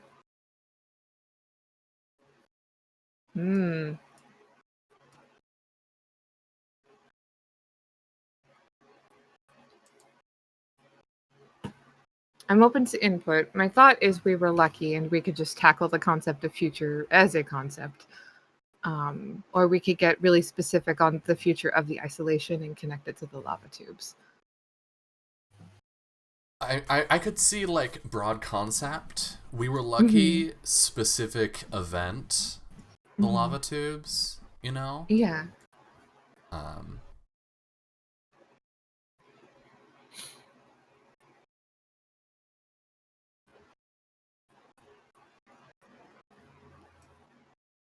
Do you have any particular leanings? I don't. I think both would be interesting things to explore right now. I feel like relating to the lava tubes with a specific event is going to give us a problem to deal with. Yeah, which will propel us forward. We were lucky is going to give us is more likely to give us something light. So, yeah. Do you want to propel us forward, or do you want to give us some light? Let's go with lava tubes. All right. We love problems. Problems are fun. We love problems. So what is this problem that we're coming up with a word for? Okay, so in the text of the future, I'm leaning really close to my screen as a consequence, leaning really close to the mic. Sorry about that. No, that's fine. That's great. This is an ASMR stream now. The future refers to how what is yet to come and what it means to us. This could be an important event in the future. So I think this is something that structurally about the lava tubes that we know that is inevitable, and a lot of our engineers are like civil engineers, city planners, those guys. Our civil engineer types are focused on are really focused on solving this problem before this date that we're anticipating in the future comes to pass. Is it a lack of space issue? Is it we're gonna run out, or maybe I could see whatever we're doing in our terraforming process is reawakening the tectonics of Mars. Okay, yeah. I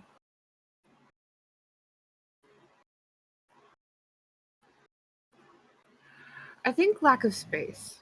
Okay. Yeah, lack of space.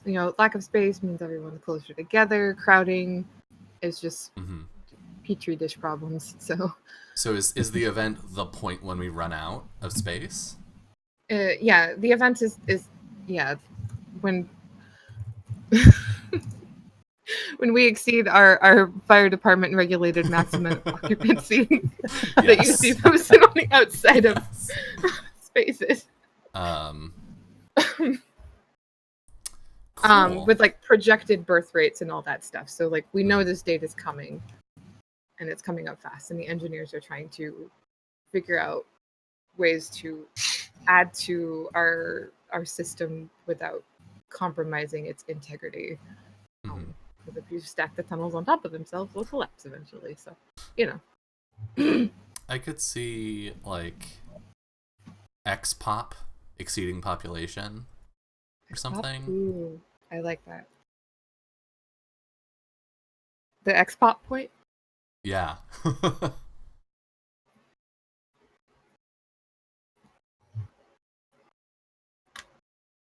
I really like that, the X-pop point. Any other ideas? Does anyone else have I actually that really I like that a lot. Yeah, it sounds good. Yeah. Okay. I like that it has a you can say it, and I just like that it sounds sort of like a slang term, but it's our official language. But I like that it has a sort of term for slang. I like that it sounds that way.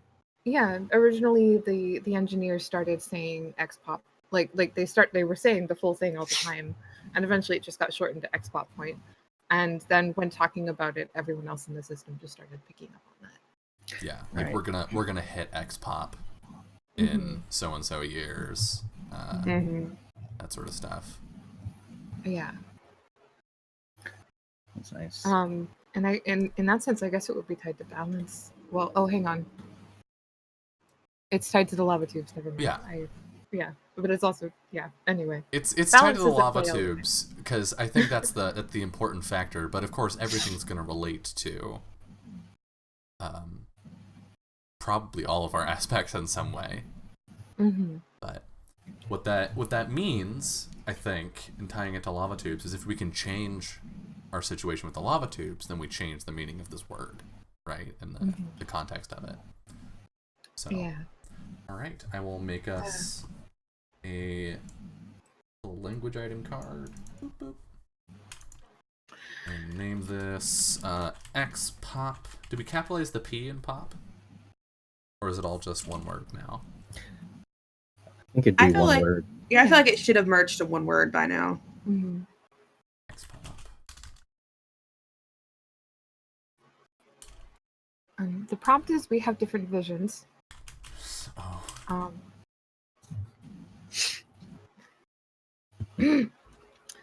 So I think getting to see what Sasha thinks about all this and whether or not she maybe has some foresight on the situation. Okay. And I could definitely see Smiles being involved if Wild is so inclined. And I could see Phoenix, the Tinkerer, being involved as well. Perhaps they're calling on the Tinkerer to provide some structural supports or something like that at this time. Okay. What do you all think? I'm down. Yeah, works for me. I could see us, since Sasha's a manager type, I could see us like meeting in her office, all three of us, to hash this problem out. Right. Okay. All right.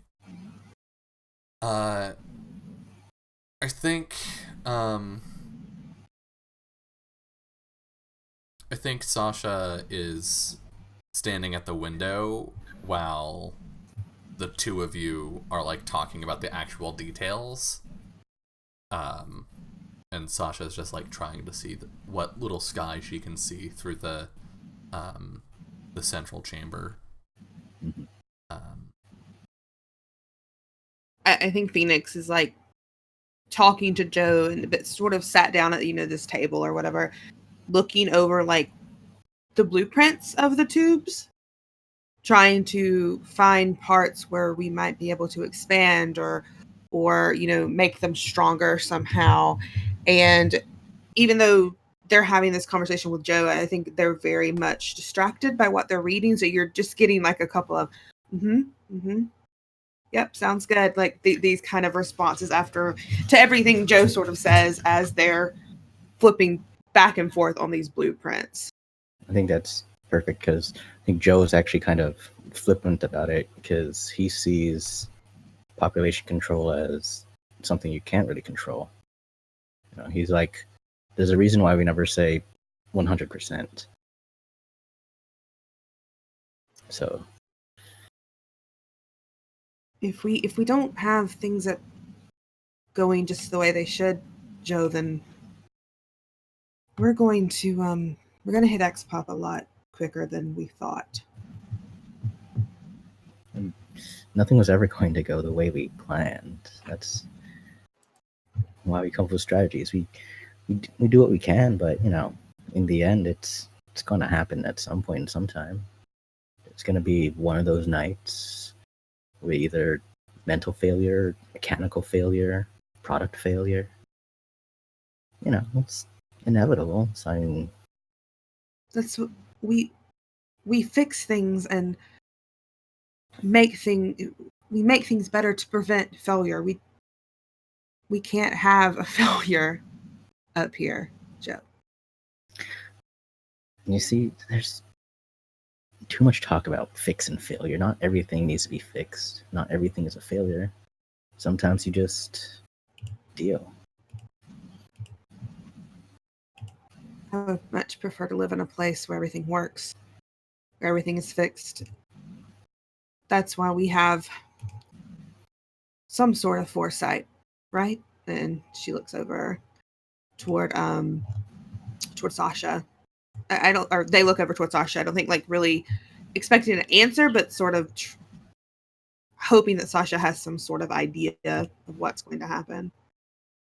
We have time.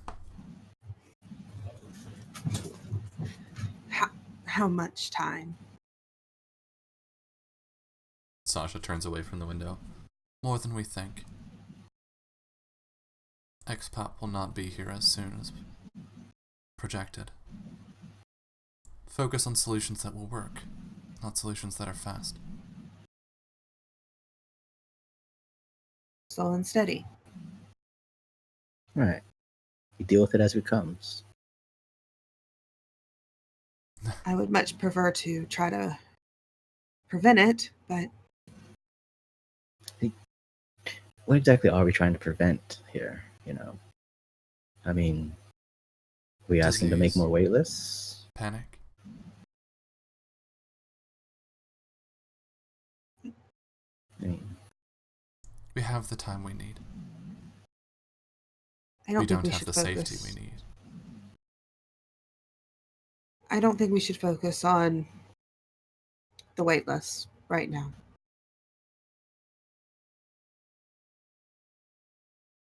It always comes back to that, doesn't it? Not if we can get ahead of this. And if Sasha's saying we have time, then we have time. Right now, that's probably our biggest asset.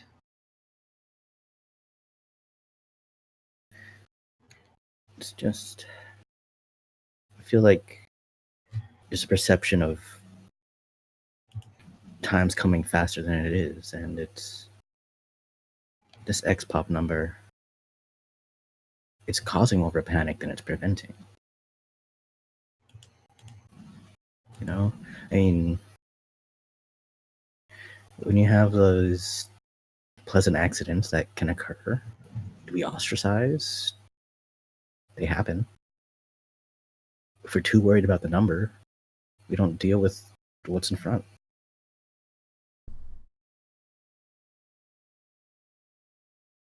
The worry happens no matter what. X-Pop has given people something concrete to worry about. An imminent danger that is not here, but that they can work against.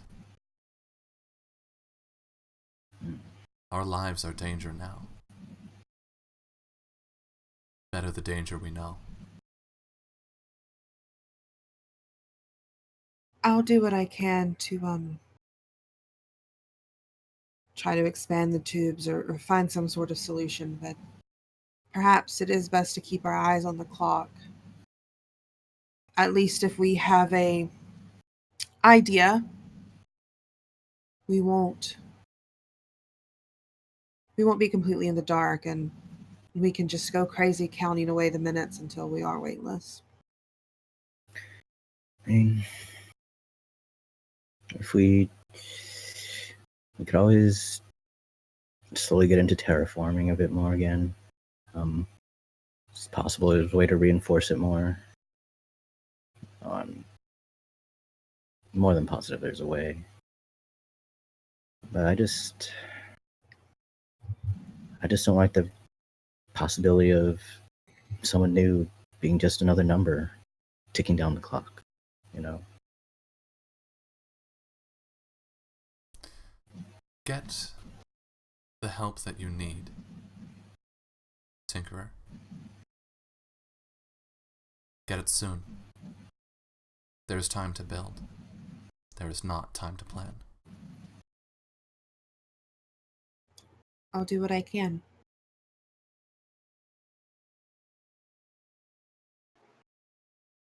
All right.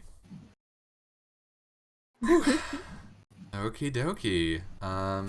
Go ahead and get rid of this card for you.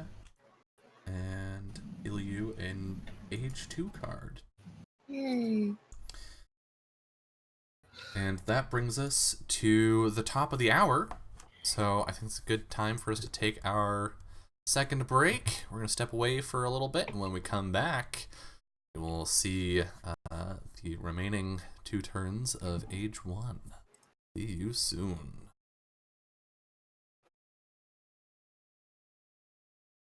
Hello, and welcome back to Fun Shots Retrograde. Just for full disclosure, I did discard a card to make a variant while we were away on break. I made a variant of the word weightless, which is tilt, referring to the community imbalance often following someone becoming weightless. So, but I believe, Wild, it is your turn. Oh my. Well, I have all relatively happy cards. Ooh. Between greeting, good luck, or term of endearment. I think I'm going to go with a term of endearment. Mm-hmm. I can just put that up here. And I'm going to tie it to We Were Lucky. Okay. Mm-hmm. So let's see, it's an affectionate name to call someone. I was thinking that right now we're going very zodiac based, right? Mm-hmm. Sorta, yeah. And so I was looking at like keeping around there, and water being such an important thing. A term of endearment would be like calling someone like my Aquarius, something like that, you know? So is this just a general term of endearment? Or is this like something specific? It could be. I think it's one of those things where, you know, it really depends on the inflection. You know, like your best friend could be your Aquarius. You know, like they're the ones that give you life, but it could also be your lover. You know, the one most important to you. The general arc is on your turn you pick a card and associate it with an aspect, and then we talk as a group about what the actual word is. Yeah. Mm-hmm. Yeah, so that's my idea. So. Okay. I do like the implication that like it's there that this person is like vital to you and are a kind of sustenance that you need in order to continue living. Sort of is kind of underpinned there. I could also see, because we're tying this to luck, right? Mm-hmm. I could see something relating to the lottery. Mm. That initial selection. Mm-hmm. Right.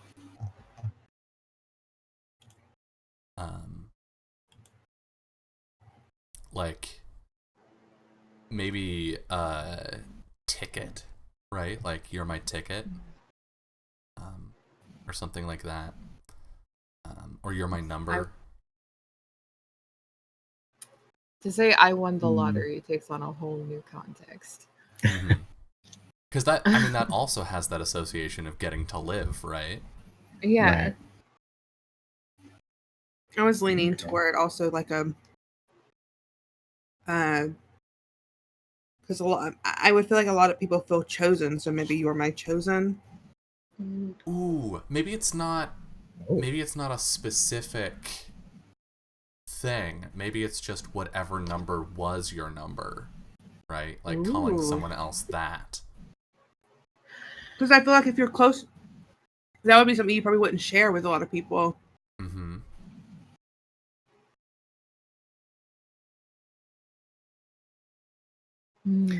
So like if your ticket number was like 2836, calling someone 2836 would be pretty meaningful. I like that. And also like the idea of I'm giving you my number. If anything were to happen, you know, like this was my ticket on board. Now it's yours, kind of deal. Oh. So is our general term number then? Like our general phrase, our general word number, and then it specifies down to whatever that person's number is? Yeah, I think so. Could be. And since metal is a precious resource type of deal, you know, like we literally exchange numbers instead of material goods to. Could be. Like, you know, like the tattoo kind of thing, or yeah, like some people get tattoo wedding bands. We can't spare the precious metal. Right. So you would tattoo their number on you. Oh. Oh, dang. I kind of like that. That's got some weird sci-fi dystopia vibes to it while still being super sweet. Yeah. Also, I feel like the phrase "they've got my number" feels different now. Oh yeah. Right? Maybe that's our phrase. Like, to have someone's number. Yeah, they've got my number means that, like, they're special to me. Yeah. Oh yeah, I like that. It doesn't necessarily mean like, yeah, they've got me figured out. Like, it means that in a sense, but instead it means like I care deeply for them, right? They're special to me. Right. All right. Ooh. Are you happy with that, Wild? I'm very happy with that. All right. I will add us a new language item here. Name it. They've got my number. They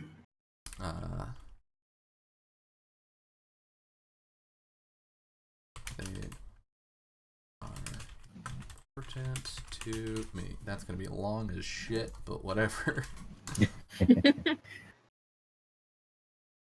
Boom. All right, and then your scene is a tender moment shared in secret. What do you think this is? I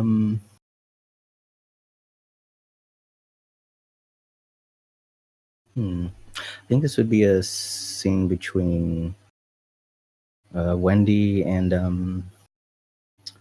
the Oracle, Sasha, actually. Yeah. Okay. Okay. Because, you know, they're not necessarily supposed to be in direct communication. Right. You know, one being an overall seer of everything. And maybe, I like the idea that we interacted on the ship, right? Like when Sasha spent her days looking out into space, maybe she happened to be around Wendy a lot. Yeah. I think especially if like Sasha seemed like disconnected or wistful or sad at all. Like Wendy's entire modus operandi is like she would have tried to like cheer Sasha up or give her other things to focus on. Yeah. You know. And did they maybe fall out of touch once Sasha took on her role as project manager? I think so. Yeah. So I think I don't think Sasha gave you her name ever while they were on the ship.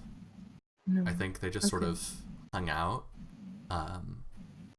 And so maybe you get a summons from the project manager, from a Dr. Sasha Hadley, not knowing like who that is out of the 2000.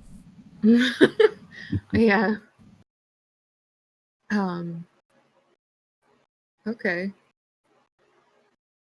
That's not ominous at all. I think mostly probably Wendy is primarily dealt with people who are in her section of work. And that's a relatively small subset of these 2,000 people already. So like the fact that she's getting called by someone she doesn't even recognize the name of is very disorienting for her. So, but she goes. Come on down. I think when you come into the office, you're greeted like immediately with a hug. Yeah. And Sasha steps back. You've grown so much.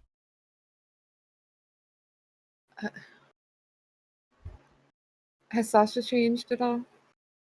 I think she used to wear like a lab coat or something like that, and now she wears just sort of like more relaxed, like casual clothing.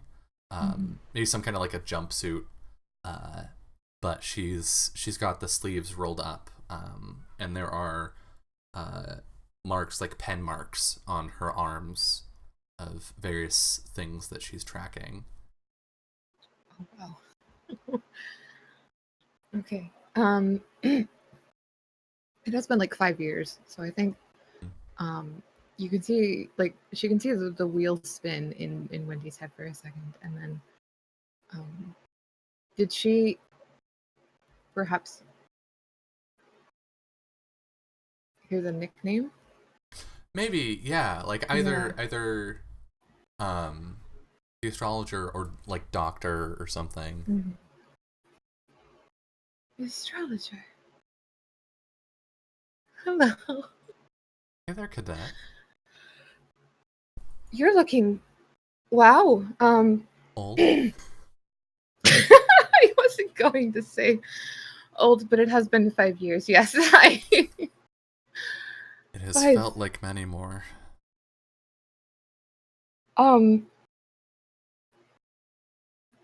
What's happened? I don't know. It's weird seeing you away from a window, I'll be honest. She looks over to the window in her office, and I suppose that's fair. It's good to see you with your boots on the ground. Yeah. On the ground, in the mud. Sometimes my hands in chemicals. My parents, maybe I told you, they were part of the agriculture, so. Of course. I'm an agriculturalist. I don't really have a choice. So, you know. That's how I happened upon you, actually. I was gestures to her desk. I was filing paperwork and I saw your name. Is there, yeah. Wendy. But you can call me cadet if you want, but Wendy. Like both names. I feel they both carry a part of your future. But it is good to see you on the ground. I feel like on the ship you were always floating in more ways than one. You know, all of us, especially the young ones, being cooped up in a place like that for all the time that it took to get here, you know, months. I think it takes months to get to Mars. Sure. Something.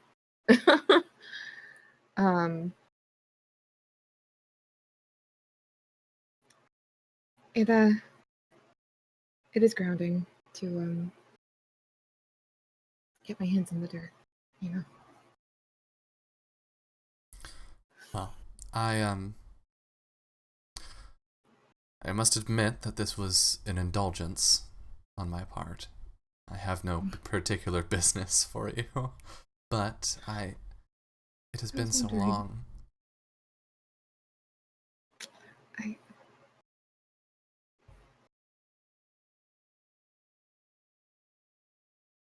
I wanted to give you something. She goes over to her desk. It's actually the day that we landed. I just couldn't find you. And she pulls a sort of faded piece of paper, like cardstock, out of a drawer. I don't want to lose contact again. She holds it out, and it's her lottery ticket. Oh, I couldn't. Are you sure? Why give me your number? Wendy, when I looked out into that leaning void, I saw something. Something that changed me.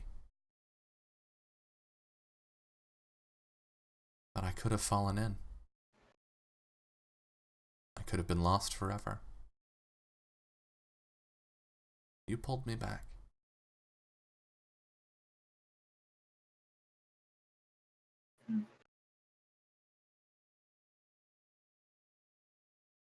I'm honored. I mean, someone like you, and she like gestures at an entire Sasha. I mean, none of us are any different anymore.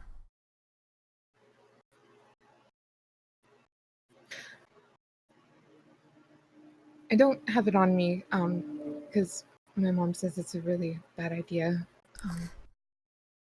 But now you can get a hold of me, and next time we hang out, maybe I can give you mine. I think I'd like that.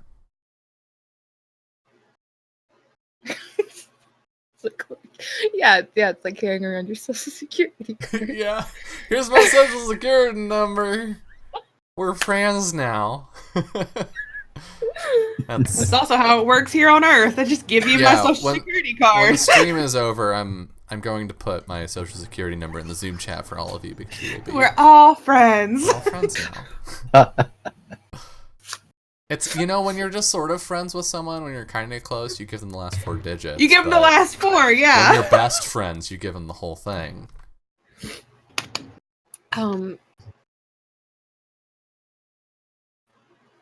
Yeah, I think, like, this is... I think you can see, like, at first, the connection isn't really made and it seems to go over her head. But I think then, like, there's a visible shift in her demeanor once she realizes, like, the weight of the thing. Mm-hmm. Like, she may as well, like, be holding something of more significant value than a piece of cardstock with numbers printed on it. Mm-hmm. It has, like, actual weight, and, like, her demeanor just shifts as she recognizes that. And this won't be the last time. Of course not. Of course not.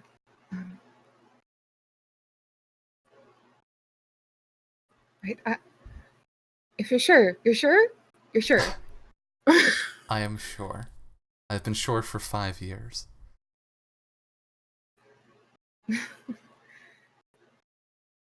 Okay. I think Wendy just gets real flustered. Yeah. I think maybe a notification of some kind comes up on Sasha's computer. And she apologizes, but needs to get back to work. Okay. Yeah. And see each other again really soon, and I'll have mine, and we can talk more. Okay. Of course. Okay. I'm gonna go. And then she turns and she leaves. I think as soon as the door closes, she presses a button and says, "Computer, change contact. Wendy Parks. Change to 26." And that's her number. Okay. So wait, 26 is Sasha's number? Or? Mm-hmm. Okay.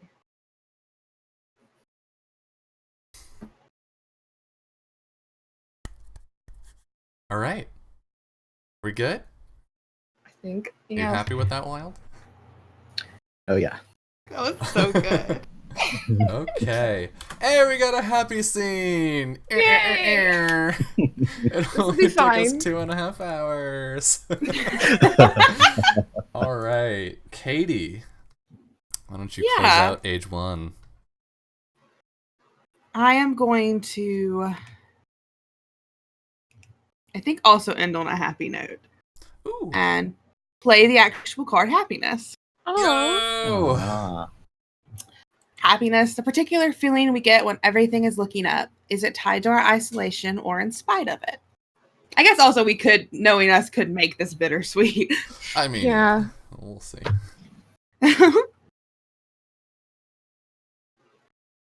I sort of had an idea,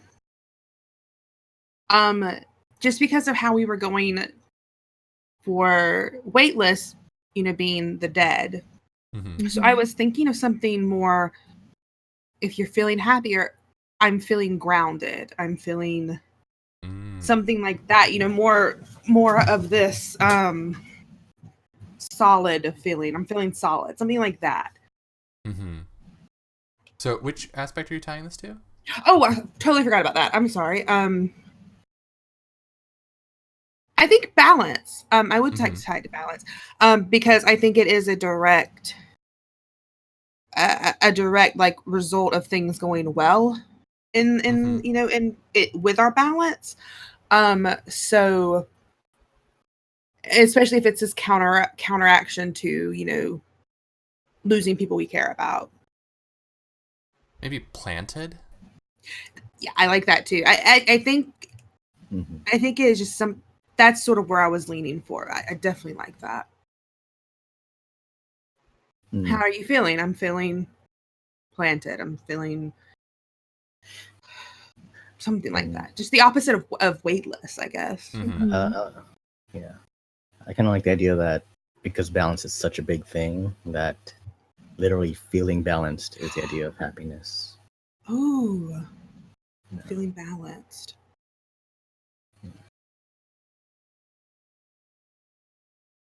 I think maybe it's this association between a balance between two things, right? Having two things existing in harmony. I'm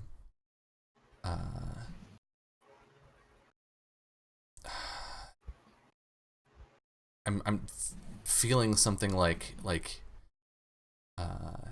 both parts, like I'm feeling both parts, this and this, right? Like there are these two things that are coming together, but that coming together, that the like gestalt of that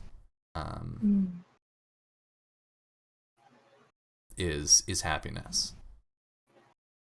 Yeah, I mean, if we're so based on balance, and it would take not just one thing, it would take a mixture of two things to make a balance. That definitely, yeah, that makes sense. Right, like it's this mix of I'm putting in, right, like I'm weighing on the side of the scale that I need to, but I am also relaxed, right? Like I have this freedom, this sense of airiness. I think something that like takes on both of those. It's like counterweighted, Sound. Sturdy. Or it could be like this feeling of moving into the space where the weight is needed, maybe like fluid.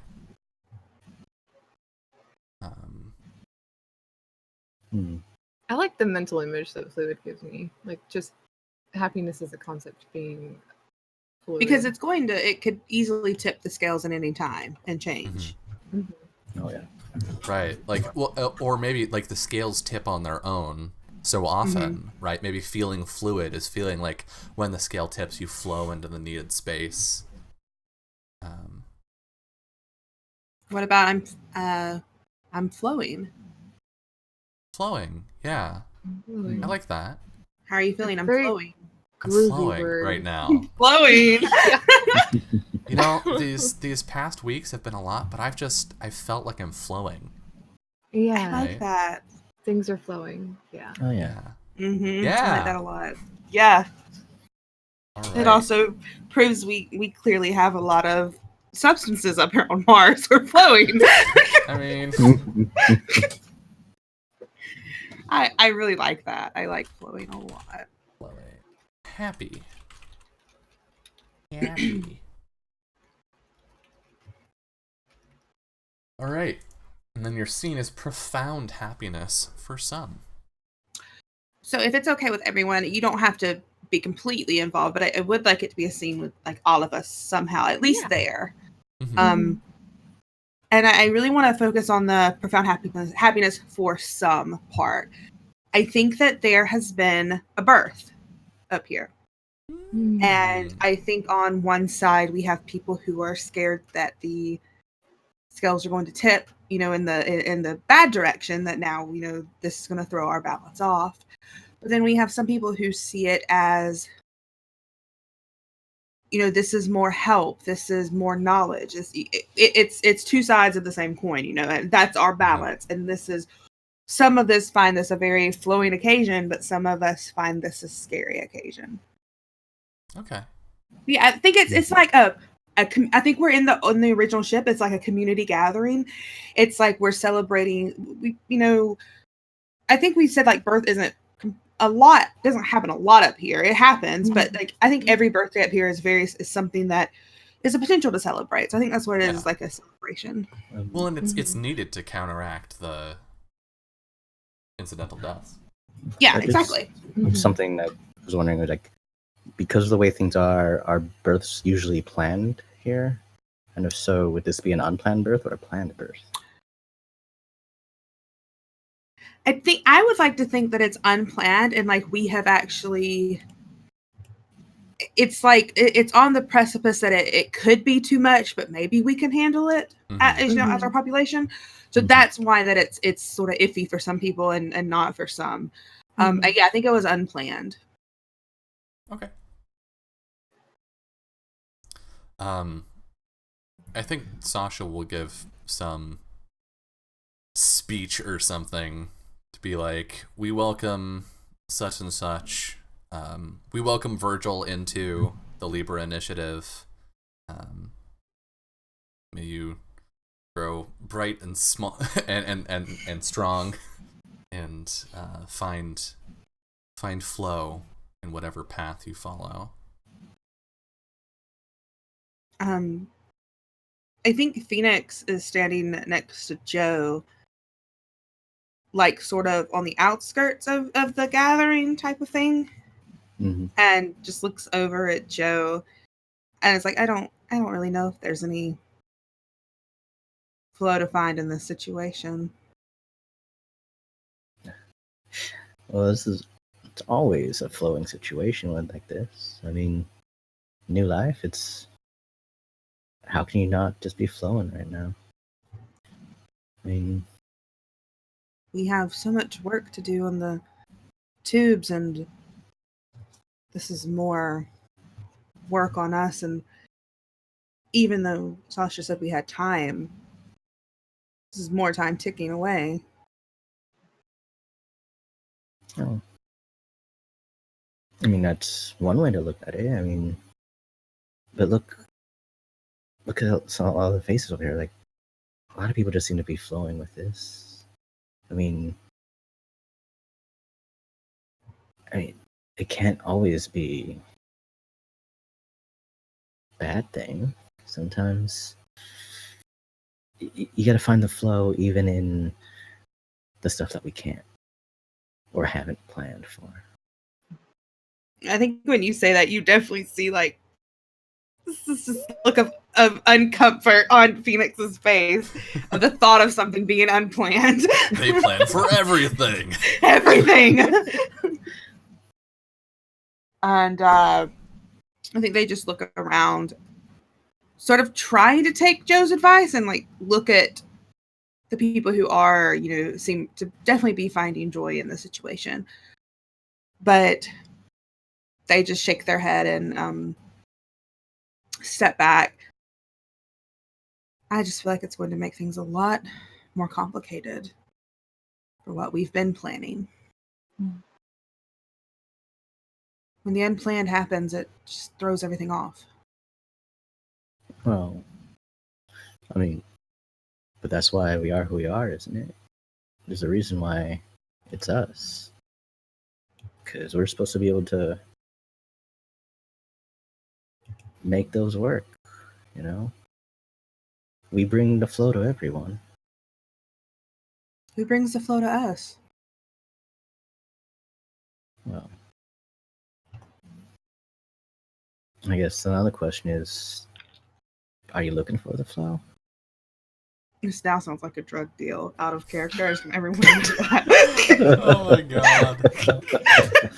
Katie.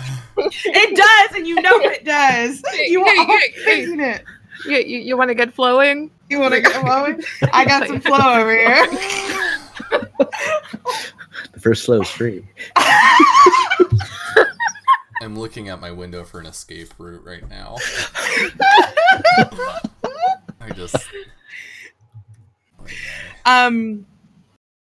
I think like Phoenix sort of shrugs.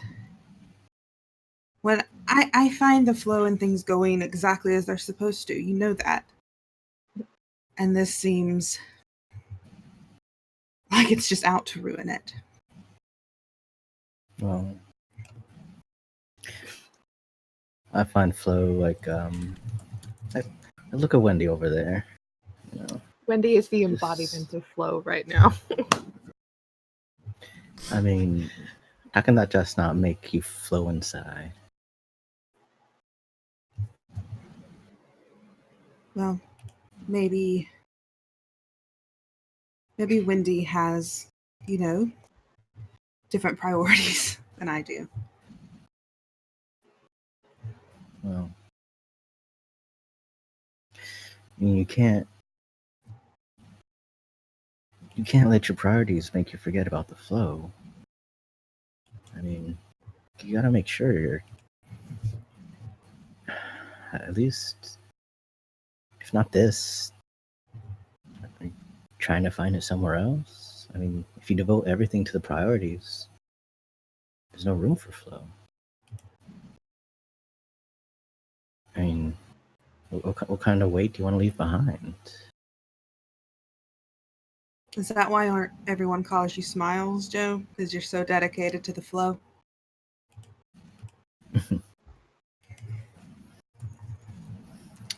I mean, I smile a lot, but no, I feel the flow inside me. Yeah, Phoenix just gives Joe a nod and I think steps back. Well, I hope you're enjoying today. Get your fill of the flow, and everyone else will too. I'm going to go make sure that everything works for this new person we have to support.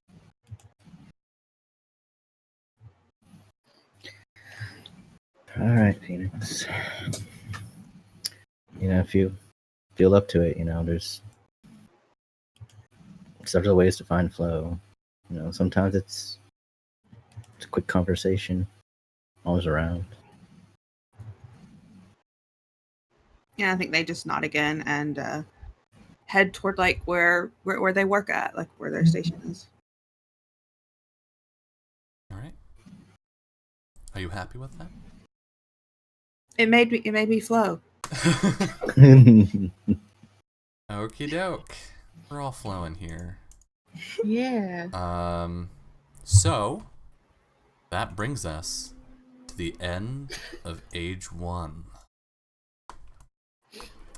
Things are going to change. I will deal you your replacement card, Katie. And then it is time. So we have a little bit of ennui, a little bit of awkward cuteness. We had a little bit of ennui, a little bit of awkward cuteness, a little bit of flow. Yeah. Let's bring it down. Ages. All right. When the age is over, meaning each player has taken a turn, it will mark the beginning of a new chapter within the Isolation's history. To move into the new age, follow the steps below. Read the transition prompt, address the prompt.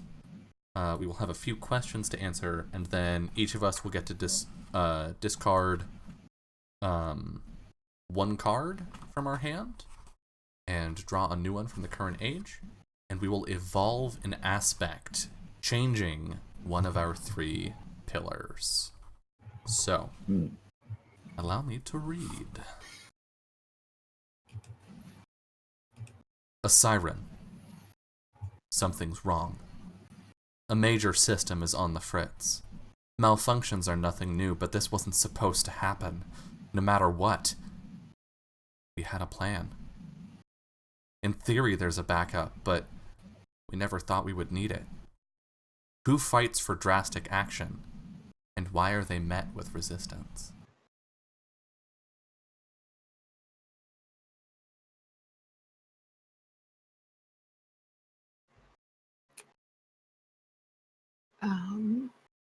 We've set up a couple of things that could go horrifically wrong right now. Mm-hmm. I feel like some kind of system went wrong, like maybe irrigation went out, or a portion of it. Mm-hmm. Has something gone wrong perhaps with our efforts to purify the water? Mm-hmm. Now we're having to deal with that problem. Yeah. Which, impacts like drinking water, but also water for the crops, water for other things that we need water for. Sanitation, probably power. Mm-hmm. Yep. Or it could be something like one of our terraform tubes could be starting to collapse. All of a sudden reducing the amount of space we have that we can support. I think whatever this is, people have died. Right? This is whatever happened caused casualties. Could be power, right? Like, we can do a lot of stuff without power, but it's a lot harder, right? Maybe one of our power stations exploded. And we have backup power systems, but we didn't think we were going to need them. Okay. Who is fighting for drastic action? Probably Phoenix. I would feel like those systems are things that they have worked. They know intimately.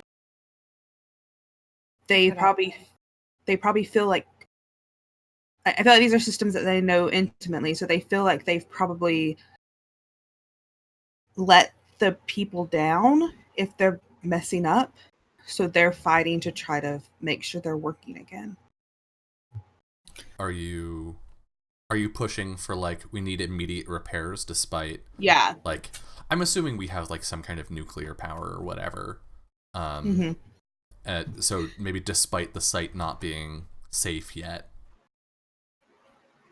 Yeah, I think Phoenix is fighting to get them fixed as quickly as possible, because that means that they are well prepared for any problems in the future. If we're relying on backup power or what have you, what are we going to do when we need that backup power again? We need to get back on our regular power, and start reserving, power for another situation. And what form do we think that resistance is taking? Is it just like, it's too dangerous, we need to slow down? Or is it, things are fine now, we can take our time? Or maybe, like, people died, we need time to grieve. The scales are way out of balance right now. The weight has been significantly reduced. And we need to spend the time to carefully shift that weight back. We're in tilt right now. Everything is tilted. I think it could be a mix of both, sort of. Of the second and the third option. We do need to mourn, we need to set the balance back, but also it was like Sasha telling before, we have time, you've got time to do this, so that could be people pushing back. I think on that note, both Joe and Phoenix have a feeling that this is what Sasha meant when she said we have time before X-Pop hits. I feel like Joe would be at this point, advocating for more terraforming tubes, as I say, of a factor of safety. Mm-hmm. If something happens, we have a backup to go to. We don't have one right now, but we have to make that. Yeah. Is this if the system fails? We have backup systems for power, but we don't for these other vital systems. And you're now pushing to be like, we need backups for everything because this could happen to any of our. Right, and it would also be a backup for quick moments of like when things do come out of balance through not just a decrease but through an increase. Mm-hmm. Right. So I feel like we're having a lot of like splintered reactions to this tragedy where for Phoenix obviously it's we need to fix the thing that broke. For Joe it's we got lucky that this was the thing that failed, the thing that we had backups for, but we need to be making contingencies for everything. And then just a lot of the community feeling sluggish, feeling tilted, and needing to get back to the balance. Wendy would be feeling very focused on the loss of life, and from more than from a logical standpoint, from an emotional standpoint.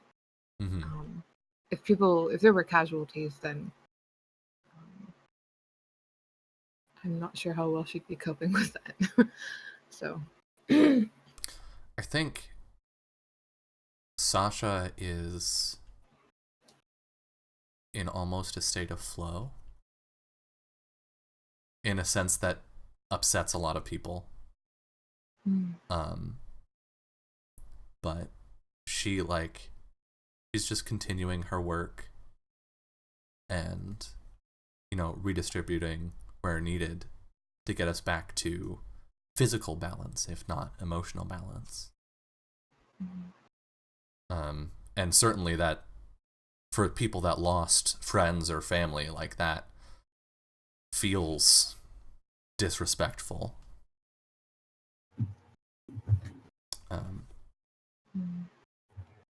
How much time has passed during this transition, do we think?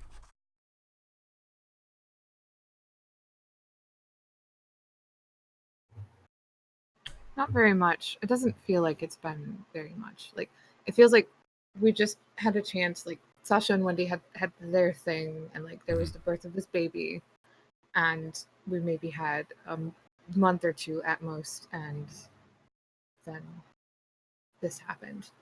Whew. Great. All right, we get to evolve an aspect then. As a group, we choose an aspect to evolve. So this aspect must be in the current age. That's literally all of them. We will discuss how the age transition has brought about a change in this aspect, and then decide on a replacement for the aspect, writing a new aspect card, and then move the remaining two into our next age. So what do we think is changing? I feel like we are lucky is changing. We're not so lucky anymore. Yeah. I mean, we did get lucky.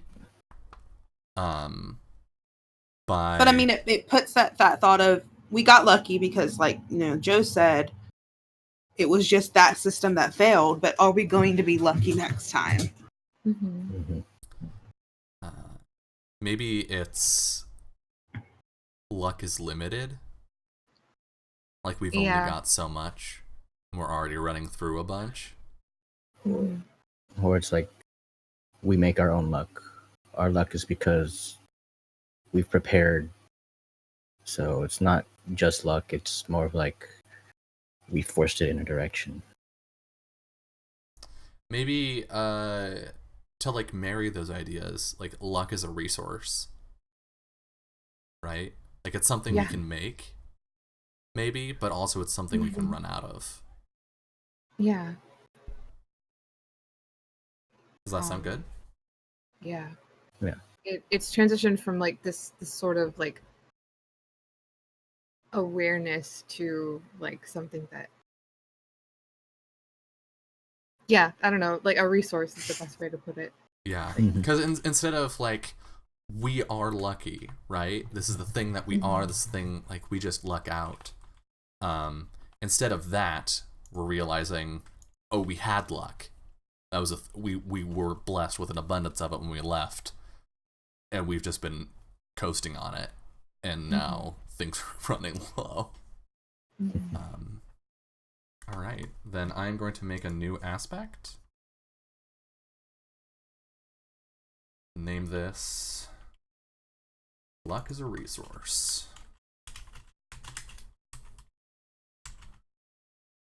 Put this here, and then I will move Balance into H2 and our Lava Tubes into H2. The words stay where they are. We can, if I remember correctly, all aspects in the current age except for one that was just evolved will remain a part of the community. Move them into the ring for the upcoming. Leave language items where they are. Yeah. So we can potentially recontextualize these words into the new age. But as it stands, moving into age 2, they maintain their meaning. So we will do this age transition one more time at the end of age 2 into age 3. But at the end of age 3, we will move into a legacy phase where we sort of epilogue everything. So, yeah, we are at the top of an hour. I think this is a good point for us to step away to one last break. And then we'll just push through to the end. Does that sound good? Yeah. All right. So we will step away for about 10 minutes. And when we return, we will see how we deal with this sudden tilt. See you soon. Hello and welcome back to Fun Shots Retrograde. Before we hop directly into age 2 rather, I want to recap some of the words and aspects that we have on the board for those of you that have joined late.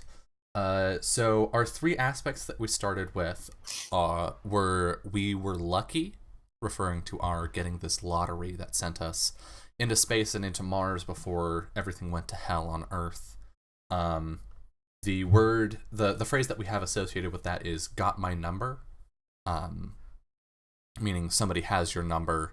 That means that they matter to you, they're important to you, and that you gave them your lucky number, your lottery number, and perhaps even refer to them as that number.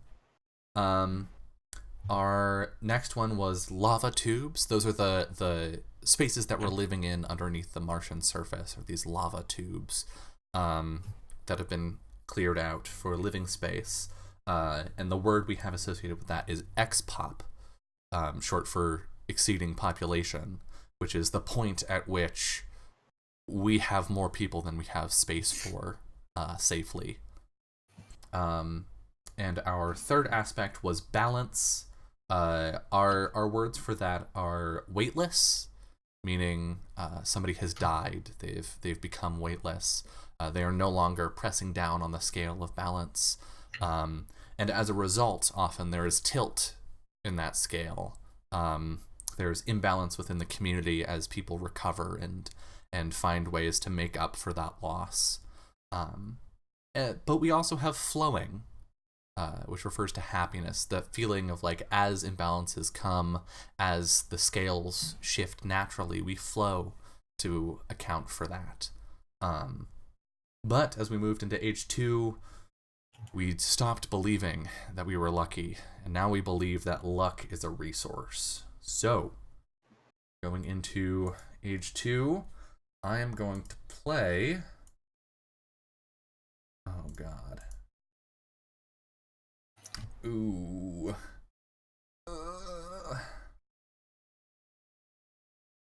I'm going to play... Do it. I'm gonna play Vice. I'm gonna do it. I'm gonna play Vice. An indulgence, a weakness, a salve, a vice shared by some in the isolation spreads. What is it called, and what are the consequences? I'm going to associate this with oh god. There are so many ways I could take this. I'm going to associate this with balance. And I think it's a narcotic of some kind that just like dulls emotion. And like originally it had a legitimate use for treating certain mental disorders, but now is being used sort of recreationally to just like keep people in what they attribute to what they label a sense of flow, even though that's not really where they are. So it kind of puts them in a manic state, or I think it just puts them at a baseline, just like nothingness. It's no extremes. It's the drugs from Equilibrium, which is a great movie. You should watch it.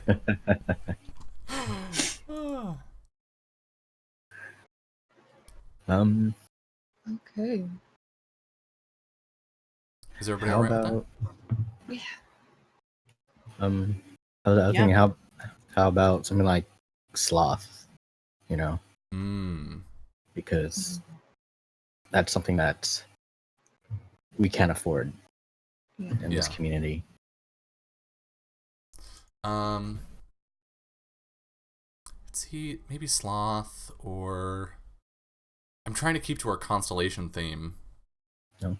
So, but I'm not thinking of anything that really applies there. Ooh, Dipper. Right? Maybe it's called Dipper. It's gonna go on those highs and lows, yeah. Yeah.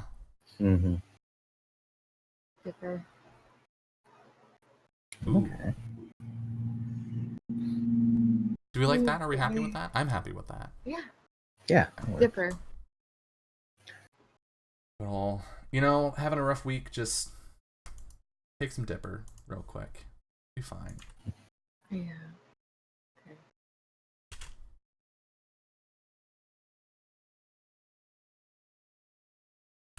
Dipper. A narcotic. All right, and the prompt here is sweet relief, all too brief. I'm trying to think. I feel like Johnson wouldn't touch this thing to like save his life, right? Because he's all chaos all the time. I feel like Johnson would probably be setting up ways to detox from it. Mm-hmm. To like clear it out of your system faster. We can't afford to let those who do fall under it to stay under it. Yeah, I feel like it's not a super like addictive substance. It's just like no, but they can't work when they're under it. Right. Gotcha. Oh, so, and Julie, you raised your hand. Do you think Wendy? I think Wendy would use it. Oh no! Oh, okay. Sweet innocent angel baby. You thought. Oh, no. All right. Are we gonna start off with Wendy and Joe again then? Ooh, maybe it's Wendy and Phoenix. Wendy and Phoenix haven't had a chance to. Yeah, I like that. Yet, so it might be. I think it's Wendy and Phoenix, and I think Phoenix, you're always working, right? Especially now that you're trying to like figure out how to restore power systems and whatnot. Maybe you find Wendy like down in the mechanical sections of the isolation. Where Wendy shouldn't be, because Wendy's agriculture, correct? Yeah. Right. Yeah. Why would I be there? I mean, so you could be there just because it's a quiet place to avoid people. I mean, oh, that's true. Yeah.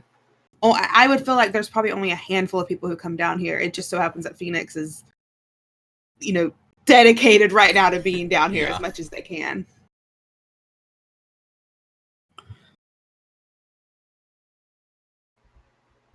Yeah. So Wendy is down in the spot because it's quiet and she knows nobody's going to come here. Oops. Or she thinks nobody's going to come here to bother her. And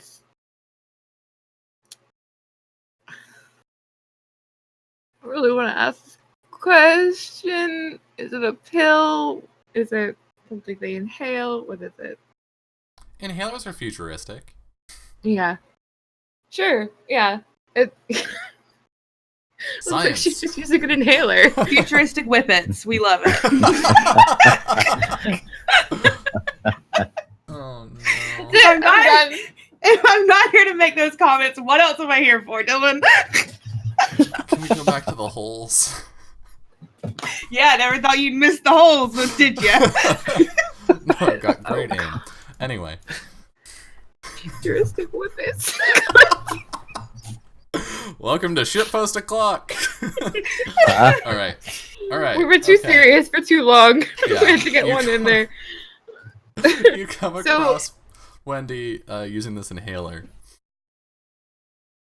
So I think Phoenix is sort of minding their own business, walking through, just suggesting things here and there. Mm. And when they see Wendy, they just stop for a moment and sort of look at you with not a huge judgment in their expression. It's more of like a curiosity, like, I know it's weird that you're down here. And then they realize what you're doing and they sort of step over to Wendy and say, Wendy, right? Yes. Sorry. No, are you okay? I'm good now. All good now. And she's pocketing the inhaler as she says this. I know this is probably not the appropriate sort of question, but how do you feel? Like I'm back in flow. I can get back to work now. It's hard sometimes. Yeah, I think it is for everyone. Especially if you don't have something to keep your thoughts occupied. Right. Look, I don't want to overstep any boundaries, but it used to be a problem for me. Dipping, Don't let it get out of hand, because one day you're going to want to actually feel a real emotion and you won't be able to.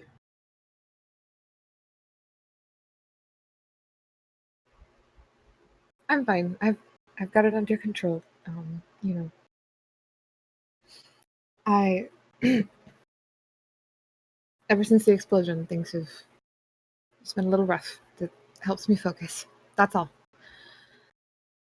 It's all right for the flow to come and go, You can't be in flow all the time.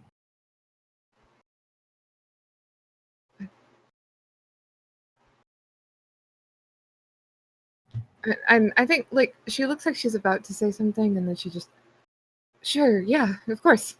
Flow comes and goes. Don't tell anyone you saw me down here. Yeah, between us. Thank you. Just be careful, all right? Of course. And I think she just ducks her head and leaves. Yeah, Phoenix goes about their work, just acts like they never saw Wendy down there. All right. That's fine. Oof. Sasha, it's sad. Oh no. All right. Page 1. Pull out the Page 3 deck. Get rid of this card. Fuck off, Vice. Deal myself 1. And the turn passes to Julie.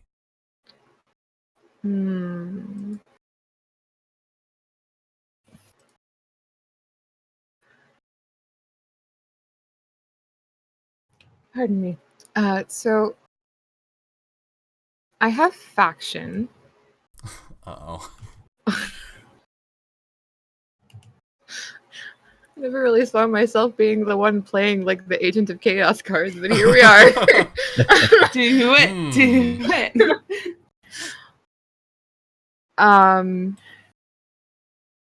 You know, there's a lot to discuss here. We just had one of our generators blow up, and yeah. So, faction. A group emerges within the isolation with a strong opinion on how things need to change. Name them. So, I think a group emerges in light of the explosion. That has to do specifically with how to solve the problem that's facing us, and we've kind of heard sort of what our characters' responses individually to that situation were, but these people I think have come out very dogmatically for the idea of conserving what we have in this system and focusing a lot of energy to building a new system just in case, in the eventuality that this one fails, possibly. And if anyone thinks we can get more granular than that, I'm for it. But yeah, so I think this faction is all about like conserving what we have now and going into like there's a term for it. Rationing? Martial law. Oh. A little different from rationing, but I mean same area. Yeah. Gotcha. Authoritarianism. Okay. Yeah, I think some people are coming out really strong on the side of sort of martial law and getting that new system built. Okay. If everyone is down to take things in that direction, Yeah. I can go the rationing. Like Which aspect do you want to associate this with? I think it.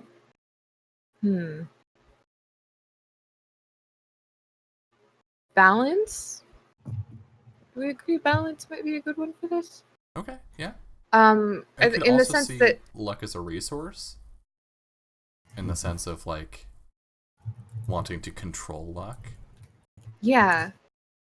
Actually, yeah. Like this is we're trying to stack the deck right now. It could even be lava tubes, trying to force a new system. I like the idea, I like the luck as a resource, because it gives the impression that by taking this sort of authoritarian bent, is like, this is just temporary. We need to stack the deck right now. Like, we're running low on luck. Luck is what we're rationing, really. Yeah. Yeah, no more of this frivolous trying stuff thing. We gotta work with what we know, And this faction needs a name. It does. So I was looking at, since we named our original thing the Libra Initiative. I was just looking up, and this is not saying that any zodiac sign is bad. Do not take me saying that. But I looked up like negative aspects of zodiacs. Like the stereotypical what you would think. Right. And like we could try to build off of that. Like Capricorn is like cynical, fearful, ruthless. That's a negative aspect. So like the Capricorn, something like that. If we want to play with something that's a direct difference, or it's still connected, but a direct like difference to the Libra Initiative, which are the people who are still believe in the original thing, I could see that, like the Libra Initiative. And it doesn't have to be Capricorn. That was just what I sort of honed in on. Those negative aspects seem to sort of work with what Julie was saying, but it can be anything or a constellation. It doesn't matter. I like the idea that these. Go ahead. my loose understanding of astrology, my incredibly loose understanding of astrology, What do you think about? is that Capricorns are meant to prefer structure, and that's what the positive is. They're driven, disciplined, strategic, but the negative is like pessimistic, cynical, fearful, rigid, things like that. And this is literally, I just looked up zodiac definitions, so I'm just reading off a random website. And it doesn't have to be Capricorn. If there's another zodiac that y'all think might fit better, it could be whatever's, if that's something you want to. I mean, it's one of the cooler sounding zodiac signs, so I'm here for it. Yeah. They know that we're called, like, we as a collective are called the Libra Initiative, and they come out and they start calling themselves the Capricorn Initiative. Or like the Capricorn Front. The Capricorn Front. I like that. Like a Stormfront moving in. I really like that. Oof. That makes it a lot more ominous. Yeah, I'm cool with that. Yeah.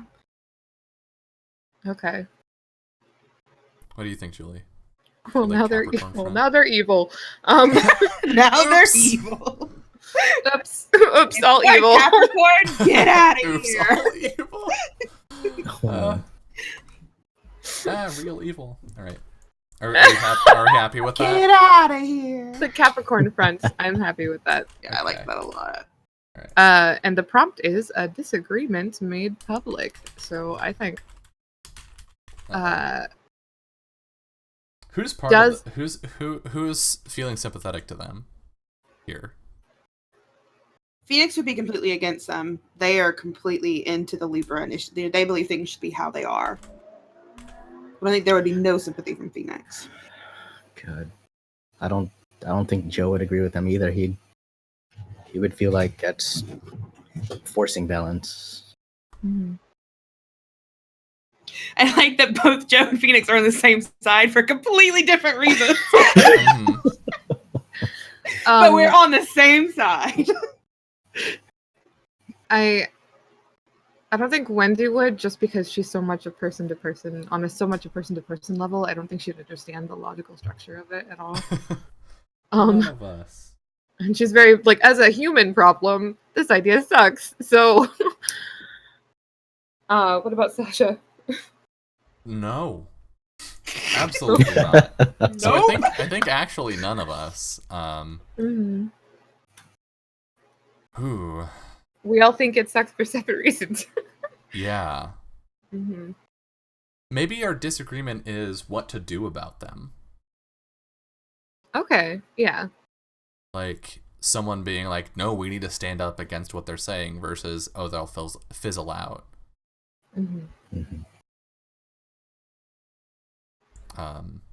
I think Sasha would take they will fizzle out stance. Yeah. Yeah, and I think Phoenix would take we need to handle them, because that's the stance Phoenix takes on everything, is we have to have a pragmatic, actionable way to take care of these things. So they would think, we have to do something. We have to make action here. Just what Jess said, eliminate them, conserve resources. I'm not sure how privy to any official discussion Wendy would be, but she'd be very much on the side of find the sympathetic people within them and convince them that this is not how we work together as a society. And Joe would definitely be on the let's wait and see side. It could tip either way. Yeah. And let's see how big of a problem they become. Yeah. All right. So who's in this scene? Julie. I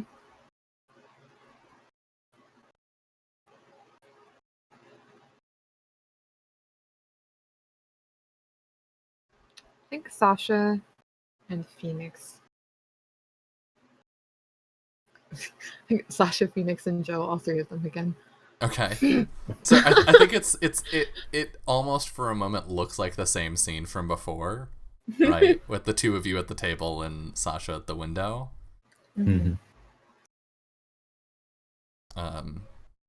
Phoenix, do you speak first since you have such passionate opinions. I think Phoenix has been speaking, if that's okay. Like, Phoenix is like on this long rant about if we do nothing, we're supporting people who are against us, who want to change the way things are, and all we're doing is making them think it's okay. We're making other people think that it's okay to divert to these Capricorns.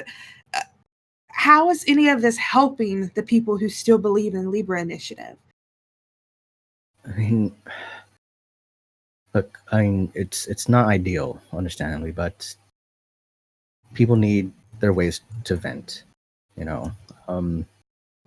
If we just wait and see what happens, if it becomes an issue, then we can take care of it. For now, it could be. It already is an issue, Joe. Do you not see that this is an issue?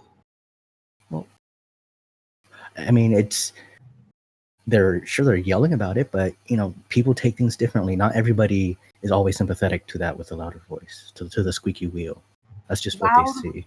Voices lead to even louder actions. We need to act first. Look, I don't want to send innocent people who believe they're right. I don't want to hurt them or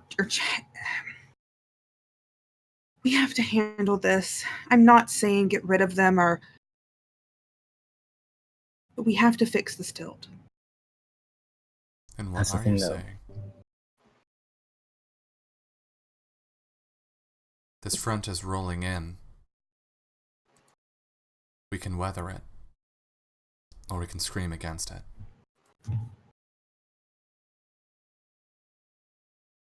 I think our energy is best spent elsewhere.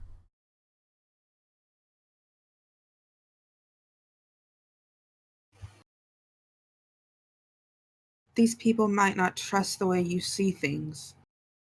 The way you really see things, Sasha.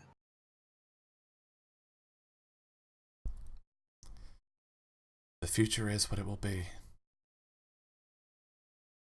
What do you see it being then?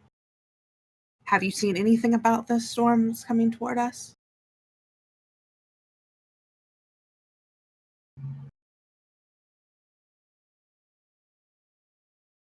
I think we waste our time on people when things are falling apart around us. You were on the right path before, Phoenix. I don't know what distracted you.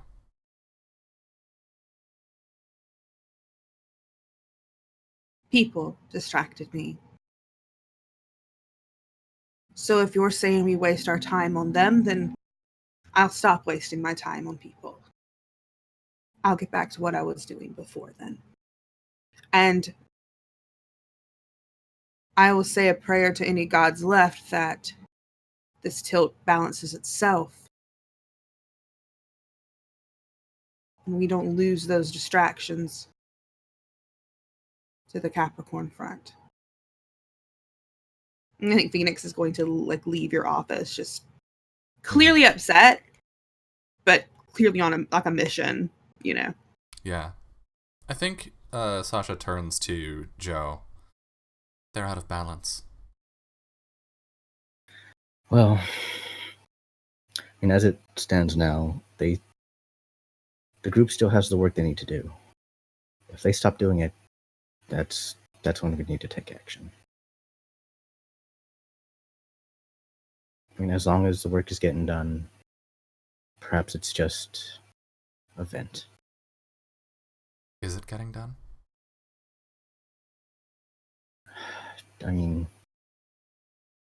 You're the manager. You allocate everyone. You know better than me. People are clamoring for safety. Peacekeeper. After the explosion, everyone's on edge. Medicine is at half capacity. Agriculture, she slides some papers over. Some of them are refusing to work, fear of the conditions.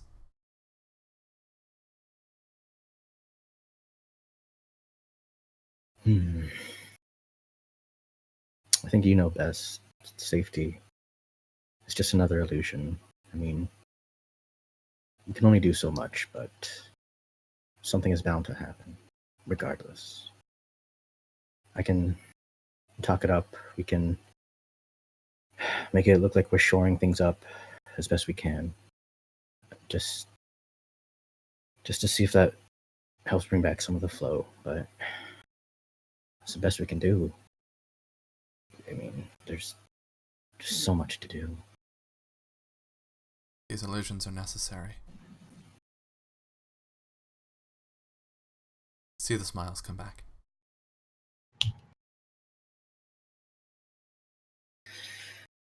All right.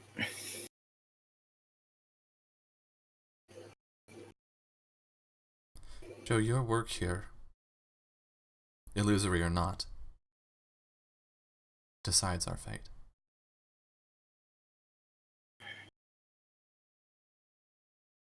No. Don't let that weight throw you off.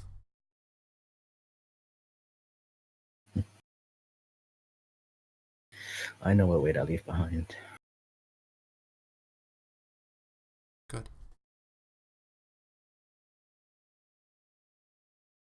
And then you'll just walk out at that point. All right. Whew. Okie doke. I also, in the middle of that, discarded a card to make a variant for the Capricorn front. I made having hooves, meaning being regressive and stubborn. I like that a lot. I love it. Right. Mm-hmm. And H3. all right, Julia, do you have all the cards that you're supposed to have? No, I need. I need an H3 card. Yeah. All right, and that brings us to Wild. All right. Pick a card. Yep. Here we go. That's a card. Ooh. Ooh. Wow, just said you told me to pick a card. I picked one. Yeah. I like it. Hyperbole. So, there's no building phase. I just pick a word. Yeah, it says what was once a common word now packs a greater punch. Its meaning is now much stronger than it once was. Make a connection. Pick a previously defined word. Explain why the change is in gravity has come to be. Skip the build a word phase. And then, yeah, okay. Mm-hmm. Now, when that says that, does that mean in our current lexicon or just in-game word? In-game word. Okay. So you will pick a word that we've made anywhere on this board, add some gravity to it, say why. I'll continue with where we've been, and you're having hooves thing. I'm gonna take that, and if I discard a card, I can change it up a bit, right? If you discard a card, you can add a new variant. Sure, I'll do that. I'll discard a card and make it a variant of having hooves to hooved, as a descriptor. And so hooved is essentially like you said it was being rigid and stubborn. Mm-hmm. Now it means going against the colony. It's a badge of dishonor. Damn. So they've been hooved, basically. Yeah. Or they are hooved. They are hooved. They are rebels. They are. Ooh. All right, hooved. Enemy of the people. Yes. Jesus. Fine. Do you want to have a scene with us?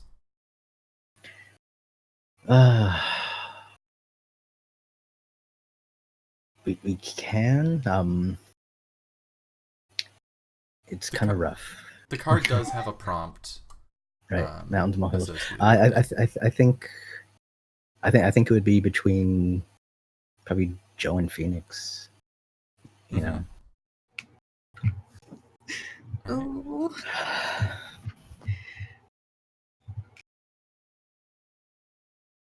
So I don't know who would be more.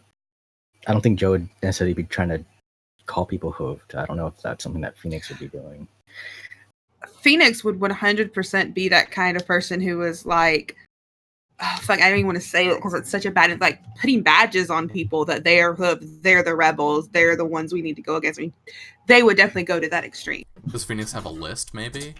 Oh yeah. I feel like there, if this is okay with Wild, that there is like a group of people in the Libra Initiative that is like that has marked themselves as like vigilantes. They're the ones keeping an eye on these rebels, and Phoenix would 100% be in that. I can go with that. I can. Yeah.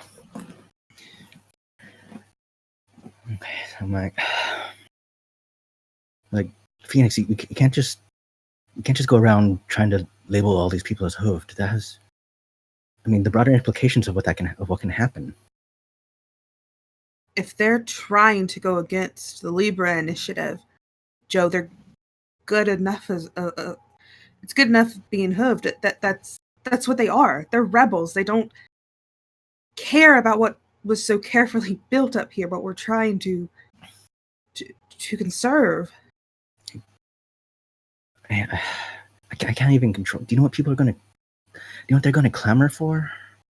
They're gonna clamor for justice and for ways for things to go back to how they were, which is how it should be. No, they're gonna ask us to take away their number. Losing a number doesn't make you any less of a person, but maybe that's what they deserve. Joe, if they're trying, the Libra Initiative gave them that number. Maybe they don't deserve to have it. Without a number, they may as well be weightless. I mean, they brought it on themselves.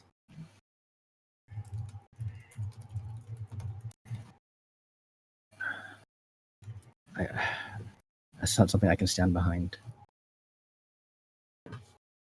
Well, be careful who you say that to, Joe. You would hate to be the next person who is considered hooked.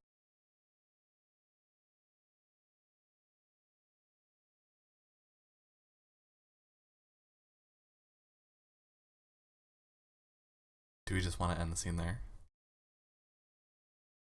Yeah. Yeah. One yike. I want to say I hate playing this character. One yike. Holy crap. It's a big yike. All right. I am not this person. I am not this person in real life. I want everyone to know that. World War II blacklist the commie situation. Jeez. All right. I hate this. Let's roll on into Katie's turn here. Yeah. So I'm gonna play something sort of similar, Evolve. As pressure builds, we change in ways big and small. As we change, so does our language. So I play on an aspect in the current age and choose a word from a previous age. Move the word to the new aspect and explain how the word has changed meaning because of this aspect, and skip the build a word phrase. I am going to say that this builds on. I'm going to play this on balance. Mm-hmm. And I am going to change the meaning of got my number. Well, that would be... Do I have to stick to the same? I think it's just choose a word from a previous age. I guess you're play right. On it. It doesn't... Play on an aspect in the current age and choose a word from a previous age. Oh, yeah. Or do I need to stick to the same? I had never thought to do that, but I guess if you want to move got my number over to balance, you can. Yeah, so what... Yeah, move the word to the new aspect. Okay. Yeah. And explain how the word has changed meaning because of this aspect. So yeah, it's taking that word. So I'm going to change they've got my number instead of being they are important to me. This means that you're on a list, that you're a rebel, that you're considered a criminal in the Libra Initiative. If that's okay with everyone. I wanted to build, like, Wild gave me the perfect opening to do this. Damn. Oh man. If that's okay with everyone, I don't want to like Yeah. step on any toes or make You're anyone good. uncomfortable. Okay. You're good. Yeah. Perfect. This is oof. This is the good kind of oof think- right now. Yeah. I think that means like if somebody says your number to you and You you better didn't watch give your- it to them, like that's a threat. Yeah. You better watch yourself. Oh Mhm. my god. Okay. Well, that's fine. Woo! All right. And I would like, it's a bad idea from the start. I would like to set up a scene between, just a quick little scene between Phoenix and Sasha. Okay. In like probably not even in Sasha's office. I think this is somewhere, it's public, it's like out in a hallway, but there's no one around. Right. And you just hear behind you, like you're going somewhere, Sasha, and you just hear, Sasha, I need to speak to you real quick. Yes. I know that you've been, I know you've been trying to keep your head low and not make any waves. But as a friend and a workmate, I feel that you should know. And I don't know your number, but I think Phoenix says your number. Yeah, 26. 26, okay. Yeah, I think Phoenix says 26 turned up today. Be careful.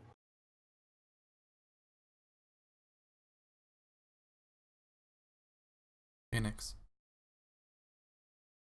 Have you thought about the future you're heading toward?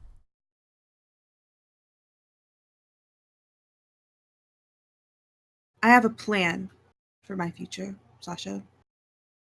I don't know if it's in the stars that you see. I don't particularly care if it is or not. I'm sticking to my plan. And I'm telling you this because you deserve to know. It's not me that put your number there, but I can't guarantee what I will do if others take action against you. But it was you, Phoenix. The list is yours.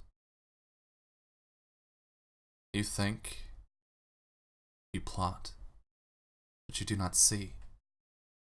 And so you plan with too little information. Thank you for telling me.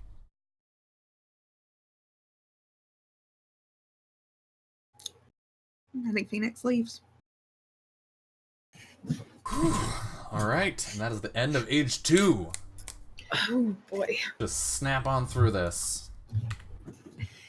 Let me deal. Oh, I also discarding a card Hmm? for that. I was discarding this card right Okay. here. I'll deal a card to you as well. Oop. All right, entering Age 3. We should have trusted our fears. It failed, and things are at a boil. We hold out hope. Perhaps a rescue from Earth or a desperate attempt at repair will pull us from the brink. One by one, though, we're coming to a gut-wrenching discovery. The days of the outpost are numbered. Who lashes out and pushes furiously against fate?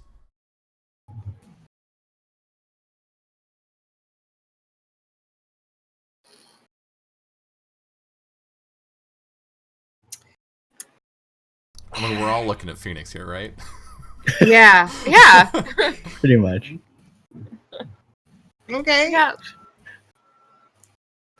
Phoenix, yeah. I don't think Unless- Wendy so much as lashes out as reaches like a snapping point, honestly. But Mm-hmm. you know, and this is where I think the significance of the luck aspect probably starts pulling forward for her. Right. Yeah. Mm. She's probably not okay right now. It's fine. I feel like Joe would be trying to maintain order by increasing the number of protocols to try and bury people in what they have to do so they think less about what else is going on, you know. I think lashing out against fate to Phoenix is, you know, going against what Sasha had told them. They're working so hard against probably everything proving otherwise to try to prove that this list is the right thing. Even though Sasha has told them it's a bad idea, that's how they're going against it. I think people start dying. Right? At the hands of the front? I think both. I think there's just open conflict now. Yeah. Between the Capricorn front and the, I don't know, Libra front. Like, all out civil war. Yeah. Yeah. Sorry. It's fine. It's fine. What aspect do we want to evolve?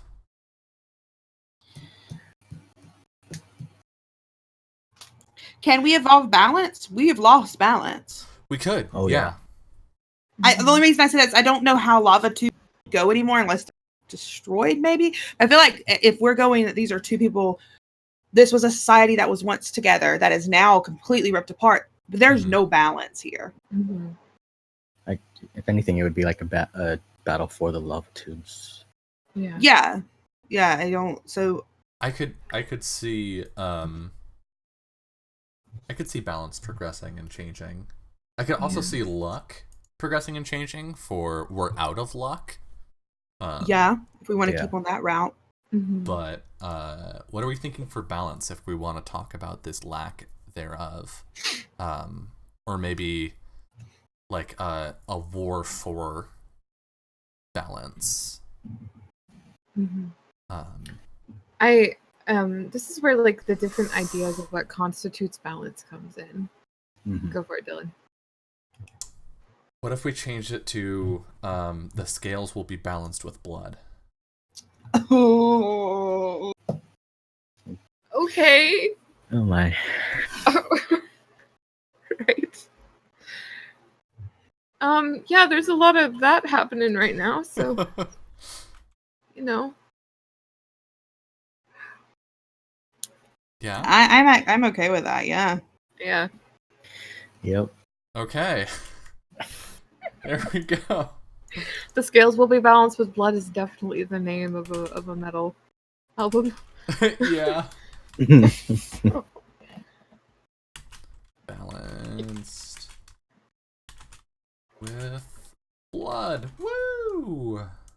Fun times. And then lava tubes and luck is a resource. Move on. We are now into age 3.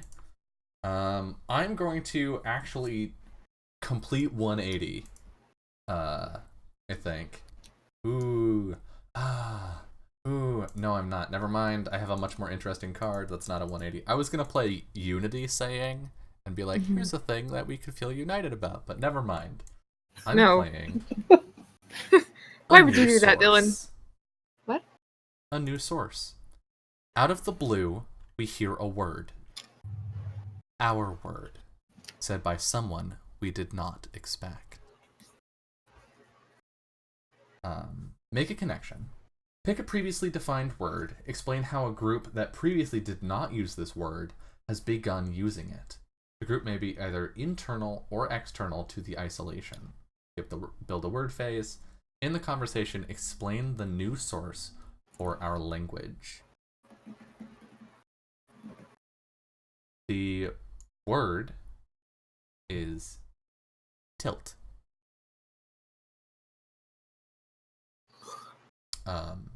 It is being applied to luck as a resource. It is coming from Earth.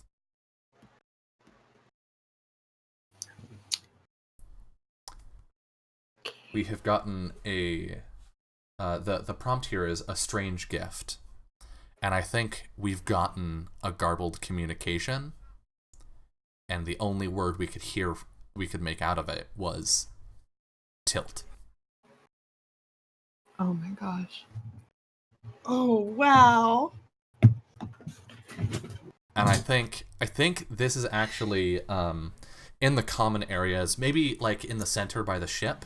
The radio has just always been on this entire time in case something happens, and we're all moving through this space for our own reasons, and then like we just hear tilt, and then it cuts. And it just like echoes off the walls.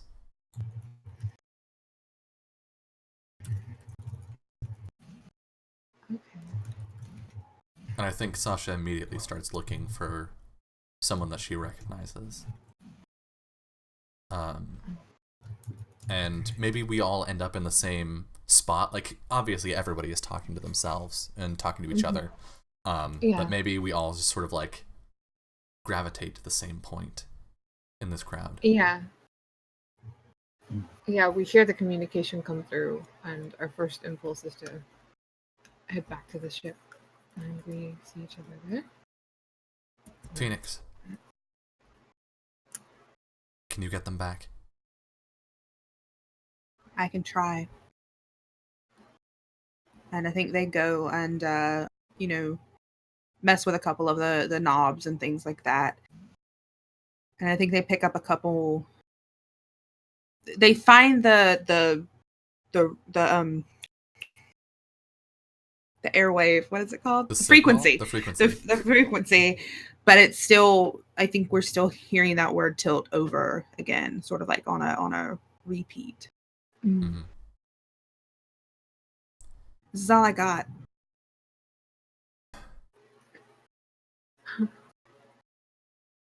This could cast everything into chaos. We need to sort out this transmission.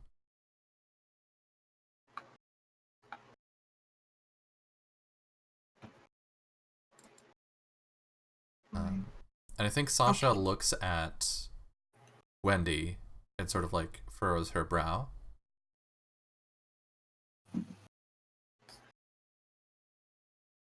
What? Are you in tilt?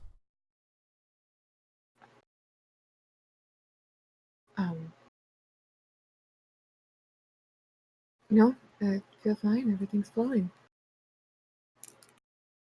Is it? Of course.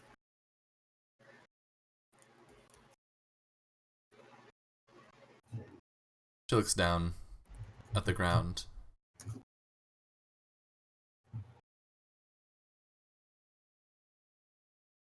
I suppose 26 isn't a very resilient number.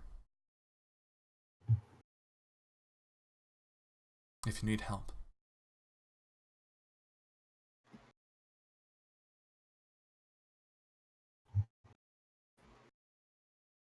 We addressing the room in general, or still just addressing Wendy? Sorry. Addressing Wendy? Yeah. Okay. Of course. I know you're there for me.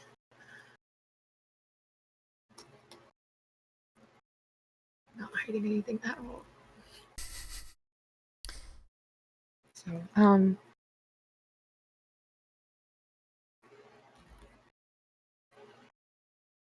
yeah, I don't know that she would have a response to that. I don't know that she understands the full depth of what Sasha just said. Okay. So.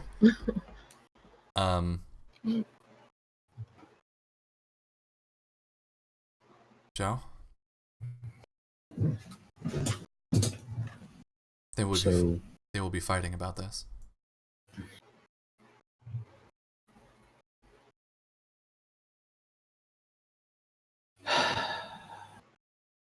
I mean, the best we can do is stall, I guess. Sasha, I think, comes closer to you and looks over her shoulder at Phoenix. Do what you must to keep the balance.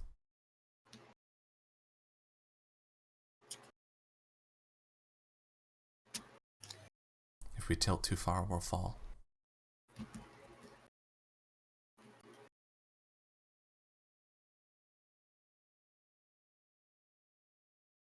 Wendy sort of. Go ahead. Joseph, there's some things you can't return from.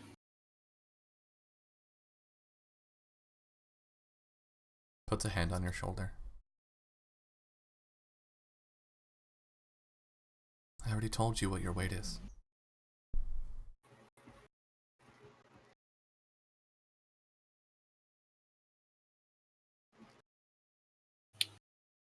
I'll do what I have to do.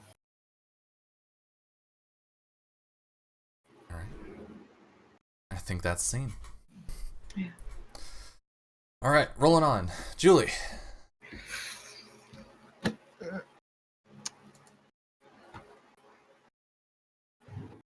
Okay, so. And we do not draw a new card when we use them this age. Yeah. I have what lies outside. How we refer to the world outside the isolation, and what memories and emotions does it evoke inside us? Ooh. And the prompt is we remember things differently. Okay. So,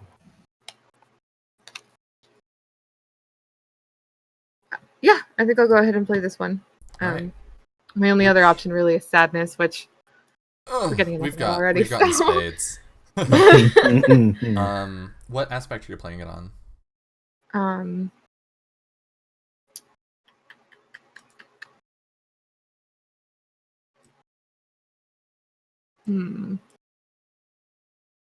So are we still at luck as a resource? Yeah. On page 3. Luck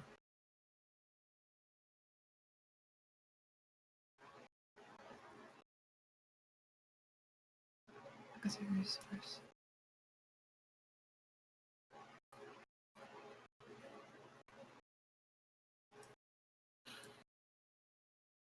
I think luck as a resource, or like luck as a resource, or a balance, possibly. Maybe if it's luck, maybe it's something like the source.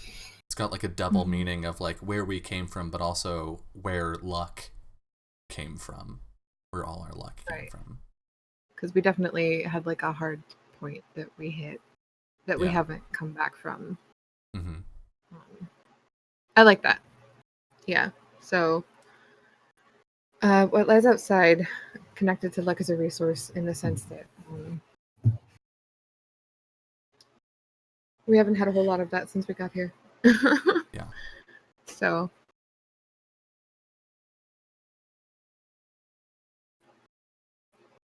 the world outside the isolation.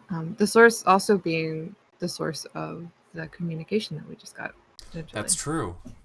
So 3 meanings. That's exciting. So, if anyone has any other suggestions, I'm open to them. Otherwise, I think source is a good. I like source. I really do. Yeah. All right, source. The source. Earth. Prompt is Earth. Yeah. Earth. We remember things differently.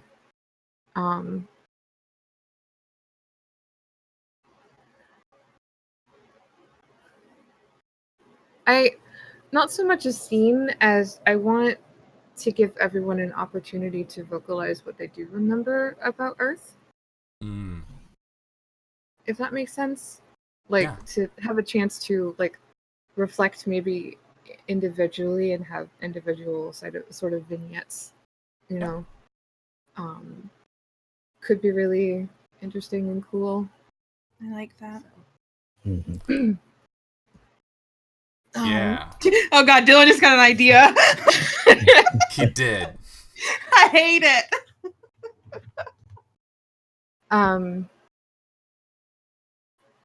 And I think for Wendy, the thing that she remembers, and I think she probably How often does she and Sasha see each other these days? Probably like every week or so, maybe a couple times a week. Yeah. Okay. It depends on. I think that depends a lot on Wendy and whether Wendy decided to take Sasha up on what she said, or if you need help, if you need someone. So that may have been something that did happen eventually, like Wendy admitting, okay, maybe I have a problem and I need your help. So, so Wendy may share this with Sasha. That the only thing that she really remembers about Earth is the tension spike right before everyone left. We didn't necessarily know that things were going to go as badly as they did once we left, of course. But all she really remembers is being too young for anyone to talk to her seriously about it. Because she was 13, 14. So, there's that sense of knowing that something serious is going on, but nobody will tell you. And that's all she can talk about whenever people ask her about Earth. Okay. Do we just want to go around in a circle in turn order? All right, wild. Yeah. Right. So, gosh, this is.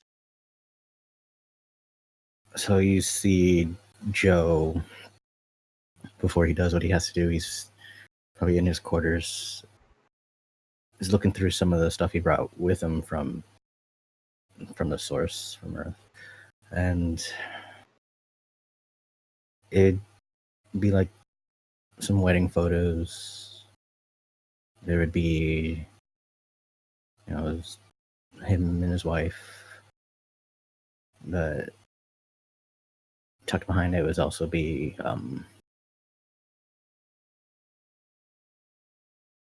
a pamphlet, like in memoriam for his wife.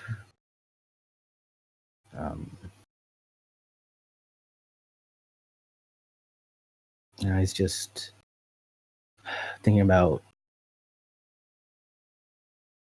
the idea of chaos for him. Was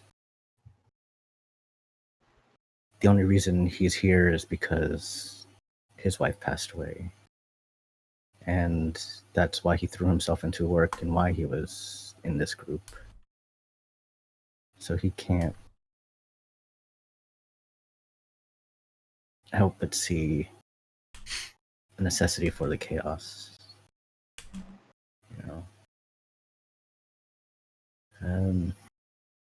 It's mostly just a reflection that sometimes you just have to embrace it.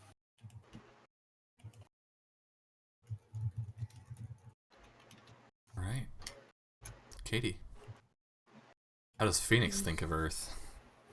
You see Phoenix as a little bit younger than they are now, sitting at a dinner table, doing homework.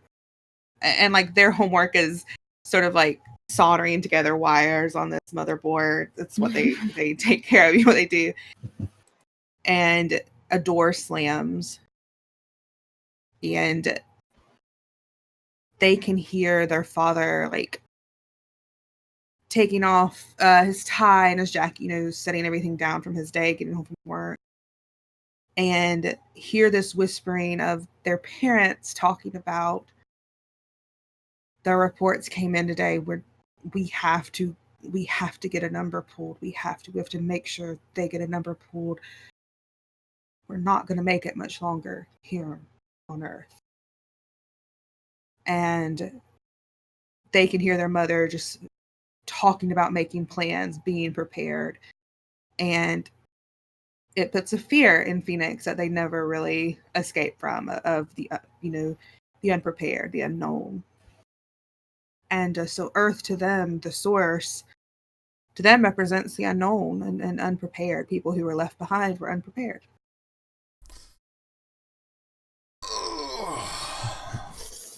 That's a big oof. That contextualizes a lot of stuff. Yeah, if you're gonna give me all of that and give me a chance to make context, I'm gonna do it. All right. So with Sasha, it's dark. I think it's nighttime. And we see her step sort of gingerly into her office, close the door, and lean up against it a little bit. We're just seeing silhouettes in the darkness. She doesn't turn the light on. She goes and sits at her desk, and the monitor of her computer turns on, and in the glow we can see a framed photo on her desk of her and a man around her age and a young boy. And she looks at the picture, and then we get this flickering flash where we see them with blood coming from their eyes. We hear screams and fire in the background. And then it fades. And she holds out a hand toward the picture and runs her thumb along it, and where her thumb goes, we see a trail of blood as her hand is covered in blood. And she's been shot.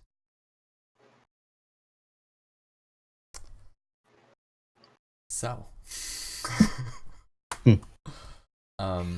we are both over time and low on remaining time, so we are going to skip ahead to the legacy, the end of age 3. So we didn't draw any cards this age. At the end of age 3, you move into the legacy, the last moments, or the aftermath. We will each get a card, which we can play to sort of epilogue ourselves. You have the final say over yourself in your legacy, and you can tie up your story however you choose to. Collapse happened slowly, but without mercy. Mars was our home, but in the end we were not strong enough to fight against fate's cruel hand. In the last moments of the outpost, we leave something behind for whoever finds this empty shell. What do they find? Who remembers us?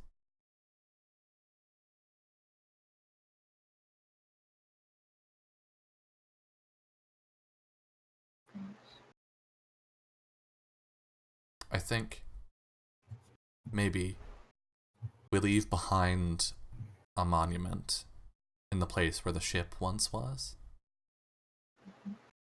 that says, we leave this weight to you. May you carry it better than we did. Ooh. Ow. I love that. I like that, yeah. Yeah. And what if the monument is in not a perfect shape, but this crudely shape of scales, of like Libra's scales? Yeah. I think who remembers us is the survivors on Earth. Mm-hmm. Right? I think they come to see what happened. And that's what they find.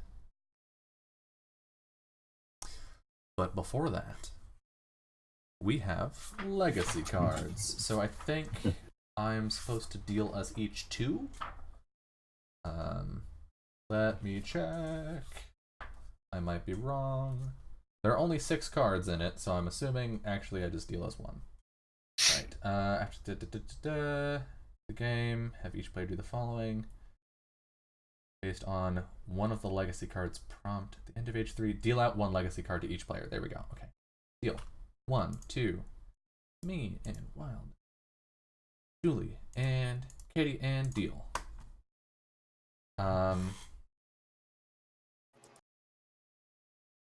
I got an End age the game 3 by having card. each player do the following. Give a narrated epilogue based on one of the legacy's cards.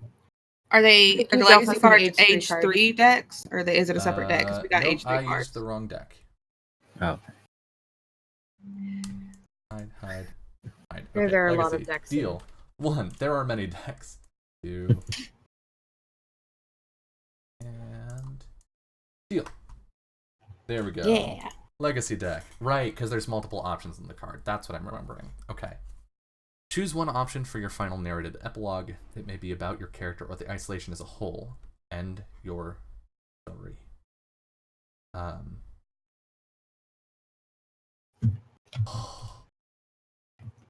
Okay, I know what my epilogue is. I know what mine is too. Yeah. All right. I think. Why don't we just continue in the turn order we were in before? So, Wild, you can go first here. His epilogue Joe's epilogue is actually on the ship, or in the colony, doing what Sasha told him to do. He gathers the two factions together,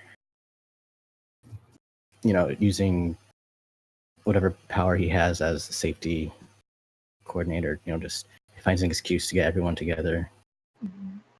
And he tells them all that he is the hooved one, that everything they're doing has been an illusion. And he hands out his ticket, he drops it to the floor, and he walks out of the station into Mars.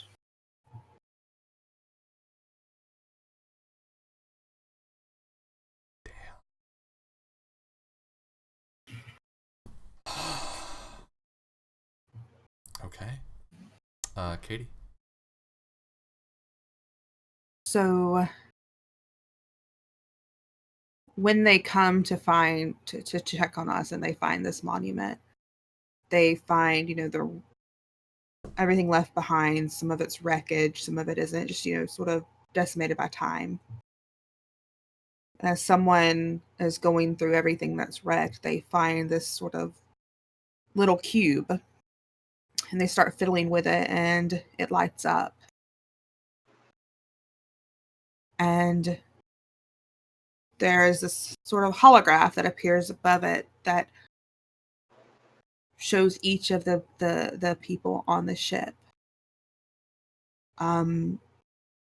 Little details about them, their number, their name. Everyone on the ship, not just some list that Phoenix had made. And this was the little thing that Phoenix was always tinkering with in their spare time. It's what they accidentally left behind before they were gone. I think Sasha's epilogue is a little earlier than the others. I think the sun has come up, and there's light in her office. And Wendy comes in, and Sasha is dead at her desk. But on the screen, there is a document that says, "You carry me with you always, Cadet. You have been the strength, the gravity that pulled me back. You have been the hands that fed us. You have been the daughter I never had. My number is yours. Always."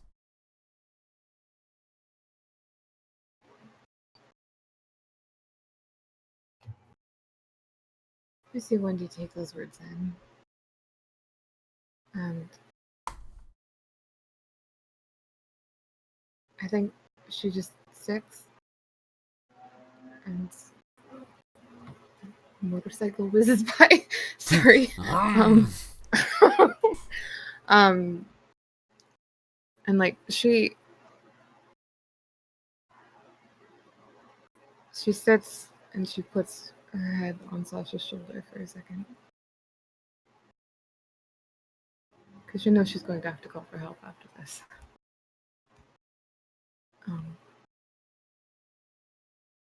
And sure, this leads nicely into a ritual for the dead.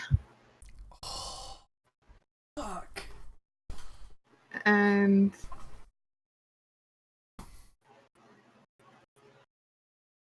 just as she is about to call for help,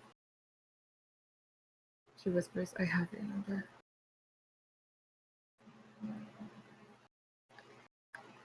And then she calls for help. And we see Sasha become weightless.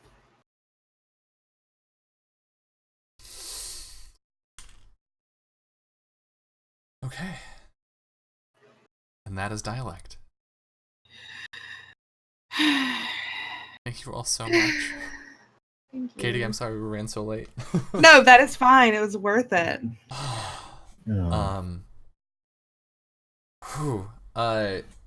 I love this game. I love this game so much.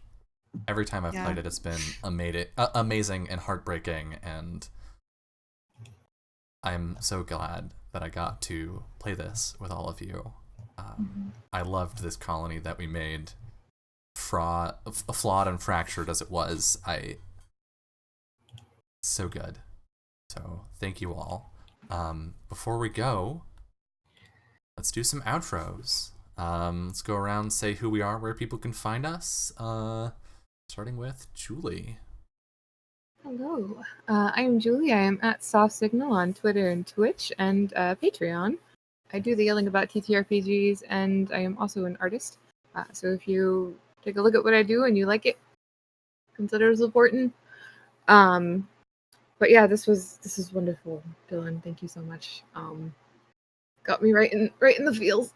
So it's fine. I can never think of like number ever again. It's fine. Or wait. Or wait. Yeah.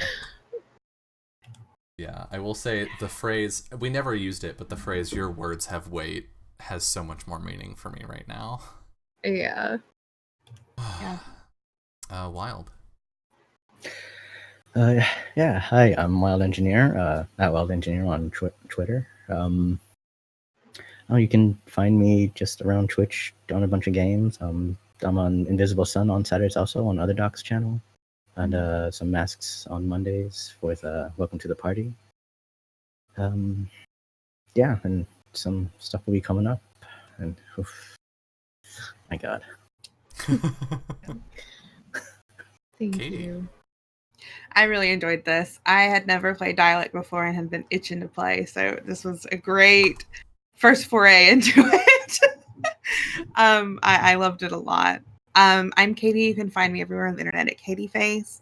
Right after this, in 30-ish minutes, we'll be over on my channel, KatieFace, doing a charity stream of Bluebeard's Bride or Yellowhammer Fund in Alabama for abortion access. You can come and watch Kiana put the fear of God or groundskeeper or whatever you Bluebeard, I don't know, into the wonderful players that we have. And donations affect the game. We're having some great giveaways. You don't have to donate anything to be in the giveaway. Just come and hang out and chat. I do a lot of other things on the internet. Tomorrow I'll be on Pen and Paper Pals at noon PST playing Burning Wheel, and then my week starts over. So I post about everything on Twitter. You can find it there. Sweet. I am Dylan, aka Anarsis, on Twitch, Twitter, YouTube, Patreon, Itch.io, many places. I do a lot of nerd shit.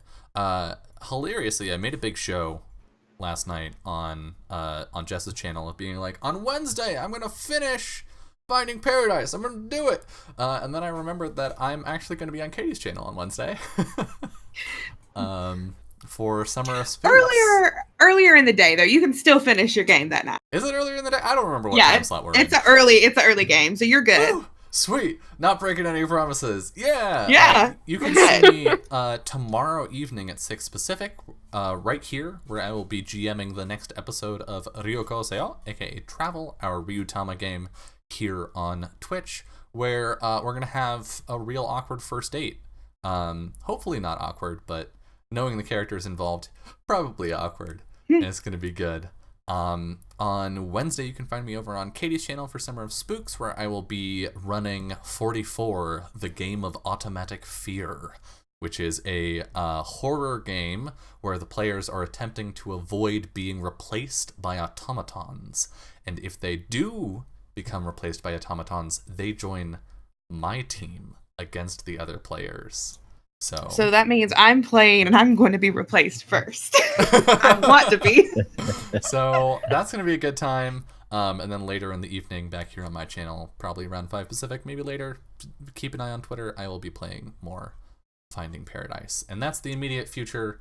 The only other thing I want to plug, or the two things I want to plug, are one, Fun Shots is over, but the one shots continue. There is a channel-wide bit goal, which thank you, Rock, for donating to that just now, where when we hit the goal, I will run a one-shot of things from the Flood. We are working on the Monster of the Week one-shot, which is in the pipeline.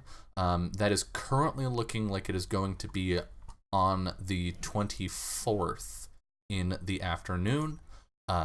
So keep an eye out for that.